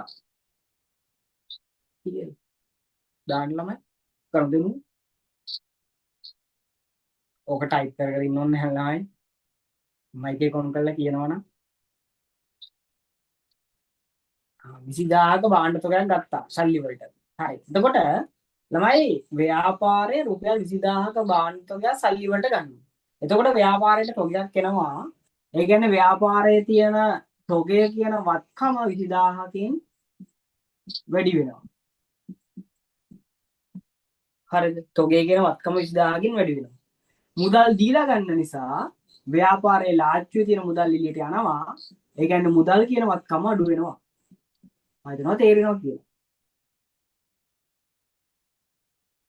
තොගයක් ගත්තාම වෙන්නේ තොගයක් එන නිසා තොගය කියන වත්කම වැඩි වෙනවා. මුදල් යන නිසා මුදල් කියන වත්කම අඩු වෙනවා. 8යි 10 ගැනිලි 5000 ඊළඟ අඩු වෙනවා. 8යි 10 ගැනිලි 5000යි. හරිද? 8යි 10 ගැනිලි 5000යි. ගැනිලි කරනවා 5000ක් මුදල්. දැන් අයිතිකාරයා ව්‍යාපාරයේ ලාච්චුවේ තියෙන මුදල් වලින් 5000ක් එයාගේ ගෙදර අරන් ගිහිල්ලා. එතකොට අපේ ව්‍යාපාරයේ තියෙන මුදල් 5000ක් මොනවා වෙනවද? අඩු වෙනවා. මුදල් කියන්නේ වත්කමක් නිසා ලියනවා. මුදල් 5000ක් අඩු වෙනවා. හරිද? මුදල් 5000ක් අඩු වෙනවා. එතකොට ඔන්න ව්‍යාපාරයෙන් අයිතිකාරයා මුදල් අරන් ගියා. අයිතිකාරයා අරන් යන දේවල් වලට අපි කියනවා ගැනිලි කියලා. අන්න ගැනිලි නිසා හිමිකම් මොන වෙනවද? අඩු වෙනවා. හැබැයි ගැනිලි දාන්නේ මොන තීරුවේද? මෙන්න මේ තීරුවේ. එහෙනම් අඩු වෙනවා හිමිකම 5000ක් ගැනිලි. හරි. අයිතිකාරයා ව්‍යාපාරයේ ලාච්චුවේ තියෙන මුදල් අරන් ගියාම ව්‍යාපාරයේ කියන මුදල් අඩු වෙනවා. හරි. ඔන්න ව්‍යාපාරයේ මුදල් 5000ක් අඩු වුණා හිමිකම් 5000ක් අඩු වුණා කියන්නේ. ඊළඟ එක සේවක වටුප ගෙවුවා 5000යිලු. හරිද? ව්‍යාපාරයේ සේවක වටුප ගෙවනවා. ඔන්න ළමයි අහගන්න ඕනේ කාරණා. හරිද? ඔන්න හොඳට අහගන්න. හරිද? ඔන්න ව්‍යාපාරයේ සේවක වටුප තියෙනවා. හරි සේවක වටුප තියෙනවා. හිතන්නකෝ ඔන්න දැනට ජූලි මාසේ වැටුප විදියට 10000ක් ගෙවලා තියෙනවා. ඊට පස්සේ දැන් මේ අගෝස්තු මාසේ වැටුප විදියට 5000ක් ගෙවනවා. දැන් සේවක වටුප කියලා කියන්නේ අනිවාර්යයෙන්ම අර වර්ග ටිකෙන් මොකද්ද? වියදමක්නේ. සේවක වටුප කියලා කියන්නේ වියදම. මේ බලන්න ජූලි මාසේ නම් සේවක වටුප දැන් ජූලි මාසේ අන්තිම වෙනකොට නම් සේවක වටුප කියන වියදම 10000යි තියෙන්නේ. දැන් මේ මාසේ සේවක වටුපක් ගෙවනවා අගෝස්තු මාසේ 5000. බලන්න දැන් ඔක්කොම සේවක වටුප ප්‍රමාණය කීයද? 15000ක් දක්වා මොනවා වුණාද? වැඩි වෙනවා. අන්න ඒක හොඳට මතක තියාගන්න ඕනේ. වියදමක් ගෙවන්න වෙන්නේ අපේ සමස්ත වියදම් ප්‍රමාණයට තව වියදමක් එකතු වෙනවා. හිතන්න එපා වියදම් ගෙවනකොට අඩු වෙනවා කියලා. ඔයා පටල ගන්න පොයින්ට් එකක් මේ කියන්නේ. වියදම් ගෙවන්න වෙන්නේ සමස්ත වියදම් ප්‍රමාණය එන්න වැඩි වෙනවා. දැන් මේ 10000 ඉඳන් 15000 දක්වා වියදම් වැඩි වුණා. අලුතෙන් වියදමක් ඇඩ් වුණා. දැන් බැරි වෙලා හරි සැප්තැම්බර් මාසේ විදුලි මේ සේවක වටුපත් ගෙවුවා කියන්නේ ඔක තව 10000. 15000 නම් තව 10000කින් සේවක වටුප වැඩි වෙලා සේවක වටුප කියන වියදම 25000 දක්වා වැඩි වෙනවා. වැටුපක් ගෙවන්න වෙන්නේ වැටුප් කියන වියදම වැඩි වෙනවා. ඒ නිසා හැම වෙලේම මතක තියාගන්න මොන වියදමක් ඇති වුණත් තියෙන වියදම් ප්‍රමාණය වැඩි වෙන එකයි වෙන්නේ. ඒක හොඳට මතක තියාගන්න ඔළුවේ තියාගන්න. හරි. දැන් ආදායමක් අපිට ලැබෙනකොට ආදායම් ප්‍රමාණය වැඩි වෙනවා නම් අපි වියදමක් ගෙවනකොට වියදම් ප්‍රමාණය වැඩි වෙනවා. නැත්නම් අසාධාරණයි. අපිට ආදායමක් ලැබෙනකොට අපි අහිමිකම් වැඩි කරනවා. හරිද? එතකොට වියදමක් ගෙවනකොට හිමිකම් වැඩි කරලා හරියන්නේ නැහැ. එතකොට හිමිකම් අඩු කරන්න ඕනේ. හරිද? ආය නිසා හැම වෙලේම මතක තියාගන්න වියදම් ගෙවන්න වෙන්නේ නැත්නම් වියදමක් ඇති වෙන්නේ වියදම් ප්‍රමාණය. තියෙන සමස්ත වියදම් ප්‍රමාණය වැඩි වෙන එක. හරි. දැන් සේවක වලට 5000ක් ගෙවනවා. හරිද? ගෙවන්නේ ව්‍යාපාරයේ තියෙන මුදලින්නේ. එතකොට ව්‍යාපාරයේ ලාච්චුවේ තියෙන මුදල් ප්‍රමාණය 5000ක් අඩු වෙනවා. ඔන්න ඒක මාරලේසි ව්‍යාපාරයේ ලාච්චුවේ තියෙන මුදල් 5000ක් අඩු වෙනවා. හරිනේ. සේවක වටුපක් මුදලින් ගෙවුවාම ව්‍යාපාරයේ තියෙන මුදල් අඩු වෙනවා. 5000කින් සේවක වටුප ගෙවුව ගමන්ම සේවක වඩුප කියන වියදම 15000ක් දක්වා මොනවා වුණාද? වැඩි වුණා. වියදම් ප්‍රමාණය වැඩි වුණා. හරිද? වියදම් ප්‍රමාණය වැඩි වුණා. දැන් මට කියන්න කලින් නම් අපි මොකද්ද කළේ ඔක? වියදමක් අලුතෙන් ඇති වෙච්ච ගමන් හිමිකමෙන් ඕක මොනවා කළාද? අඩු කළානේ. කලින් නම් අපි කරපු දේ තමයි වියදමක් ඇති වෙච්ච ගමන් හිමිකම අඩු කළා. හරි. දැන් මේකට අපිට කලපන්න බෑ ඕක. හිමිකම අඩු කරලා පෙන්වන්න බෑ. ඇයි ඒ? මෙතන දැන් ආදාය වියදම් තියෙනවද? නැහැ. ආදාය වියදම් දැන් වෙනම තියෙන්නේ. ආදායම් තීරුවට කලපලා හරියන්නේ නැහැ. ඇයි මේක ආදායමක් නෙමෙයි. මේක මොකද්ද? වියදමක්. වියදම මොනවා වුණාද 5000කින්? වැඩි වුණා. හරිද? වියදම වැඩි වුණා 5000කින්. අන්න දැන් ප්‍රශ්න එනවා. වියදම වැඩි වුණා 5000කින් සේවක වැටුප. සේවක වැටුප. හරි. අන්න දැන් ප්‍රශ්න එනවා ළමයි. එහෙම ප්‍රශ්න එන්නේ නැත්තම් ලෙඩ. හරිද? බලන්න කොහොමද? සේවක වැටුප ගෙවුවා. එකක් ව්‍යාපාරයේ තියෙන මුදල් අඩු වුණා. මුදලින් ගෙවන නිසා ඊළඟට සේවක වැටුප කියන වියදම වැඩි වුණා. හරිද? හරි. දැන් ප්‍රශ්නයක් එනවා. සර් ඉස්සෙල්ලා හරිද? කලින් කියලා දුන්නා ගිණුම් කරන සමීකරණයට වියදමක් ගැලපුවාම වෙන්නේ වියදමක් නිසා හිමිකම අඩු වෙනවා. මේ වියදම් වැඩි වෙන්න හිමිකම අඩු වෙනවා. හැබැයි දැන් මෙතන ධන කියලා දාලා නේද? එතකොට හිමිකම වැඩි වෙනවද කියන ප්‍රශ්නේ එනවා ඇති. හරිද? වැඩි වෙන්නේ නැහැ. සහ ඔයාලට තව ප්‍රශ්නයක් එනවා. මම කියා දෙන්න. මෙතන මොකද්ද මේ ඍණ 5000යි? අනිවාර්යෙන් මට මතකද ඔයගොල්ලන්ට කිව්වා මම පළවෙනි දාසේ නම් සමීකරණයට ගනුදෙනුවක් දැම්ම ගමන්ම අනිවාර්යෙන්ම ඒ ගනුදෙනුව නිසා සමීකරණ දෙපැත්ත මොනවාන වෙන්න ඕනද? සමාන වෙන්න ඕන. දැන් මෙතන ඍණ 5000යි ඔයාලට ඉතින් නැති මෙතන ධන 5000යි. සර් වැරදිනේ. සර් වැරද්දක් කළා තියෙන්නේ. සර් මේ පැත්තේ ඍණ 5000යි සමානලකුණෙන් එහා පැත්තේ ධන 5000යි කියලා කියන්නේ මේක වැරදිනේ කියලා හිතන වෙදී. වැරදි නෑ. මම ඒක කියන්නම් ඇයි? මෙන්න මෙතන මොන ලකුණක්ද තියෙන්නේ මේ? ඍණ ලකුණක් තියෙනවා මේ පේනවා. ඍණ ලකුණ. ඔය ඍණ ලකුණ දැන් මෙහෙට එනවනේ තමයි අපි දැන් මෙතනට ඕක ඍණ ලකුණ මෙතන තියෙනවනේ. දැන් මෙන්න මෙතන ඍණ ලකුණක් තියෙනවනේ. ඍණයි ධනයි මොකක් වෙනවද ළමයි? ගණිතය. දෙක වසර ගණිතය. ඍණයි ධනයි මොනව වෙනවද? ඍණ වෙනවා ළමයි. ඒ කියන්නේ ඇත්තටම උතන තියෙන මොන 5000ක්ද? ඇත්තටම උතන තියෙන මොන 5000ක්ද? ඍණ 5000. එහෙනම් ඍණ 5000යි ඍණ 5000යි. හරිද? ඔයා ඔන්න වැරද්ද ළමයි. හරිද? ඔයා මෙතනට බැරි වෙලා හරි ඔන්න බලන්න කරන වැරද්ද. ඔයා මෙතනට හිතුව බැරි වෙලා හරි වියදම අඩු වෙනවා කියලා. ඔයා දන්නා ඍණ 5000යි කියලා. මේ ඍණ ලකුණ මෙතනට ආවම ඍණයි මොනවා වෙනවද? ඍණයි ධන වෙනවා. දැන් බලන්නකො මොකද වෙන්නේ? මේ පැත්ත ධන 5000යි මේ පැත්ත ඍණ 5000යි. සමානයිද? නෑ. හරිද? දෙක වසර ගණිතේ. හරි. එතකොට හොඳට මතක තියාගන්න වියදමක් ගෙවුවහම වෙන්නේ මුදලින් ගෙවන නිසා මුදල් අඩු වෙනවා. ඒක වියදම් තීරුවට තමයි දාන්නේ. හැබැයි ධන කියලා. හරිද? ධන. මොකද වියදම් වැඩි වුණා මේ. 10000 ඉඳන් 15000 දක්වා වියදම් වැඩි වුණානේ සේවකඩුක් කියන වියදම නිසා. ඒ නිසා ධන 5000 කියලා දානවා. ඊට පස්සේ ඒ වියදමේ නම දානවා. සේවකඩු විදුලිය නම් විදුලිය. මොකද්ද වියදම කියලා දානවා. ඊට පස්සේ අවසානයේ මේ ඍණ ලකුණ මෙතනට ආවම ඍණයි ධන ඍණ වෙලා අන්තිමට මේ පැත්තත් ඍණ 5000 මේ පැත්තත් ඍණ 5000. ඒක අපි දාගෙන ඉන්නේ නැහැ. ලකුණ ගියේ නැහැ. හැබැයි ලකුණ මෙතන තියෙනවානේ. හරි. ඒ හැමතැනම එහෙමයි මේ මෙතන ලකුණක් තියෙනවානේ. හරි. ඊළඟට 820 මම දැක්කා රුපියල් 8000ක කුලිය මේ ආදායමක් ලැබීම වගේ. හරි.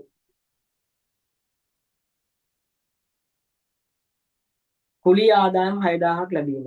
කුලිය ආදායම් 820 කුලිය ආදායම් 6000ක් ලැබෙනවා. හරි. බලන්න ඊළඟට කුලිය ආදායම් 6000ක් ලැබෙනවා.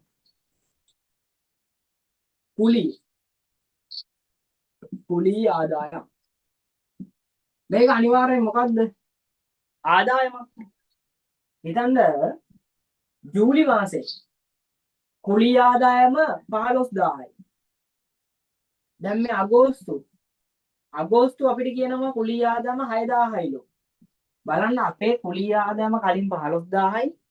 මේ මාසෙත් ආදායම 6000ක් ලැබිච්ච නිසා සමස්ත කුලිය ආදායම් ප්‍රමාණය 21000ක් දක්වා මොනවා වෙනවද? මොනවා වෙනවද? අනිවාර්යෙන්ම වැඩි වෙනවා. ඒ කියන්නේ ආදායමක් ලැබෙන්න අපේ තියෙන සමස්ත ආදායම් ප්‍රමාණය මොනවා වෙනවද? වැඩි වෙනවා. එච්චරයි.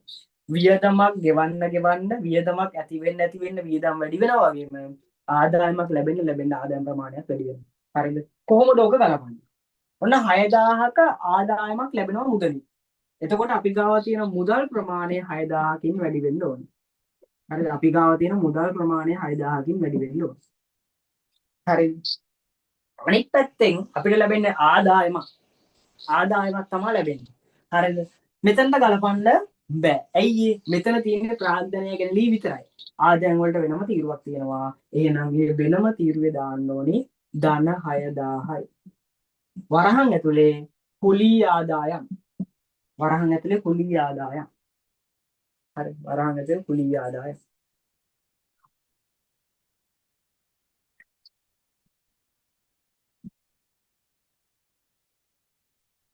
දැන් බලන්න මෙතන ධන ලකුණේ තියෙන්නේ. දැන් මේ ධන ලකුණ මම දැන් මේ ධර්ම නැතුණට ධන ලකුණ දිගටම තියෙනවා. මෙතන ධන ලකුණ කියනවා. ධනයි ධනයි මොකද්ද? ධනයි. ඒ කියන්නේ ධන 6000ම තමයි. මේ පැත්තත් ධන 6000යි. සමානයිද නැද්ද? සමානයි. හරි. සමානයි. හරි. ඊළඟට 8.25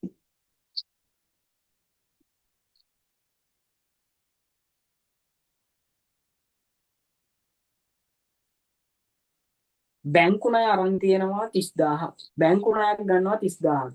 30000ක බැංකු ණයක් ගත්තාම ව්‍යාපාරයට මොනවද ලැබෙන්නේ? මුදල්. හරි. ව්‍යාපාරයට මුදල් එනවා. ඒ කියන්නේ ව්‍යාපාරයේ තියෙන මුදල් 30000කින් වැඩි වෙන්න ඕනේ.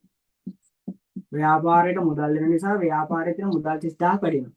අනිත් පැත්තෙන් ගෙවන්න තියෙන බැංකු ණය ප්‍රමාණය 30000ක් වැඩි වෙනවා. ඒක නම් ලේසි මම හිතන්නේ. හරිද? අනිත් පැත්තෙන් ගෙවන්න තියෙන බැංකු ණය ප්‍රමාණය 30000ක් වැඩි වෙනවා. ඒක කලින් ගලපුවා වගේම තමයි.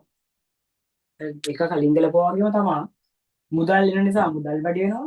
අනිත් පැත්තෙන් ගෙවන්න තියෙන ණය ප්‍රමාණය වැඩි වෙනවා. හරි. එච්චරයි දුන්නේ. එච්චරද ළමයි දුන්නේ? ඔව්නේ. හරි. ඔයාලා දැන් පැටලුම් සහගත දෙකක් තියෙනවා. ඒ තමයි මෙන්න මේක. වැඩිපුරම මෙන්න මේක වෙන්නේ. හරි. මතක තියාගන්න. හරිද?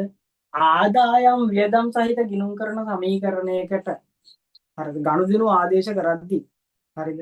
දැන් ඔයාලට පැටලෙන්නේ මොකක්ද දන්නවද? එකක්. හොඳට අහගන්න. සර් කෙලින්ම හිමිකම් තීරුව විතරක් තියෙනකොට ඕකට ආදායමත් ගලපනවා, වියදමත් ගලපනවා, ගැනලිත් ගලපනවා, ප්‍රාග්ධනයක් ගලපනවා. හරිද? ඒ කියන්නේ ඒ වගේ ඔය හතරම එකට තියෙන හිමිකම් තීරුවක් තියෙනකොට නම් වියදමක් ඇති වුණේ ගමන් හිමිකම මොනවා කරලා පෙන්වනවද? ඒ ප්‍රමාණයෙන් අඩු කරලා පෙන්වනවා. හරිද? හැබැයි ඔයාලට තියෙන ප්‍රශ්නේ තමයි කලින් අඩු වෙනවා කියලා පෙන්වනවා. මෙතනදි වියදම වැඩි වෙනවා කියලා පෙන්වනවා. හරිද? එහෙම නෙමෙයි වෙන්නේ. ඇයි මේ මෙතන තියෙන ඍණ ලකුණ මොකක්ද වෙන්නේ? මෙතනට එනවා. එතකොට ඍණයි ධනයි ආය අවසානයේ මොකක් වෙනවද? ඍණ වෙනවා. හරිද? ඒක තමයි වෙන්නේ ගණිතය මෙතන තියෙන්නේ. හරිද? මෙතන තියෙන ගණිතය. මේ ඍණ ලකුණ මෙතනට ආවහම එතකොට ධනයි ඍණයි ඍණ වෙලා ගානට ඍණ 5000 වෙනවා. එතකොට අර වගේම තමයි අඩු වෙලා යනවා. අර වගේම තමයි. වෙනසකට තියෙන්නේ අර වියදම් තීරුවක් වෙනම තියෙන නිසා මෙතන ධන 5000 කියලා කියනවා. අර හතරම එකට තියෙන හිමිකම් තීරුව තියෙද්දී එතකොට වෙනම තීරුවක් නැහැ නේ. එතකොට කෙලින්ම අඩු කළාම බැලියි. හරිද? දැන් ඇත්තටම බලන්න බලන්න මේක තමයි මෙතන මොකද වෙන්නේ කියලා. ප්‍රාග්ධනයට මේ ආදායම් තීරුව මොනවා වෙන්න ඕනේද? මේ ධන කියලා කියන්නේ මොකක් වෙන්න ඕනේද? එකතු වෙන්න ඕනේ. වියදම් තීරුව මොනවා කරන්න ඕනේද? අඩු කරන්න ඕනේ. ඇයි ඒ? ආදායම ලැබෙන්න හිමිකම් වැඩි වෙන නිසා තමයි මේකට එකතු කරන්නේ. වියදම් ගෙවන්න හිමිකම අඩු වෙන නිසා තමයි හිමිකම අඩු කරලා දෙන්නේ. හරි. ඇත්තටම මේ 5000 අඩු වෙලා යනවා. එතකොට හිමිකම අඩු වෙනවා තමයි. 5000 මේ අඩු වෙනවනේ. එතකොට හිමිකම අඩු වෙනවා. අර වගේම තමයි. වෙනතකට තියෙන්නේ අර මෙතන ගණිතය කියන ඍණ ලකුණ මෙතන තියෙන නිසා මෙතන ධන තමයි දාන්නේ. හරි ධන 5. මෙතන ප්‍රශ්නයක් නෑ නේ. ඒක ඔයාලට තේරෙනවනේ. කොහොමත් ආදායමක් ලැබෙන්න හිමිකම වැඩි වෙනවනේ. මොන ආදායම වැඩි වෙනවා. හරි. සරලව හිතන්න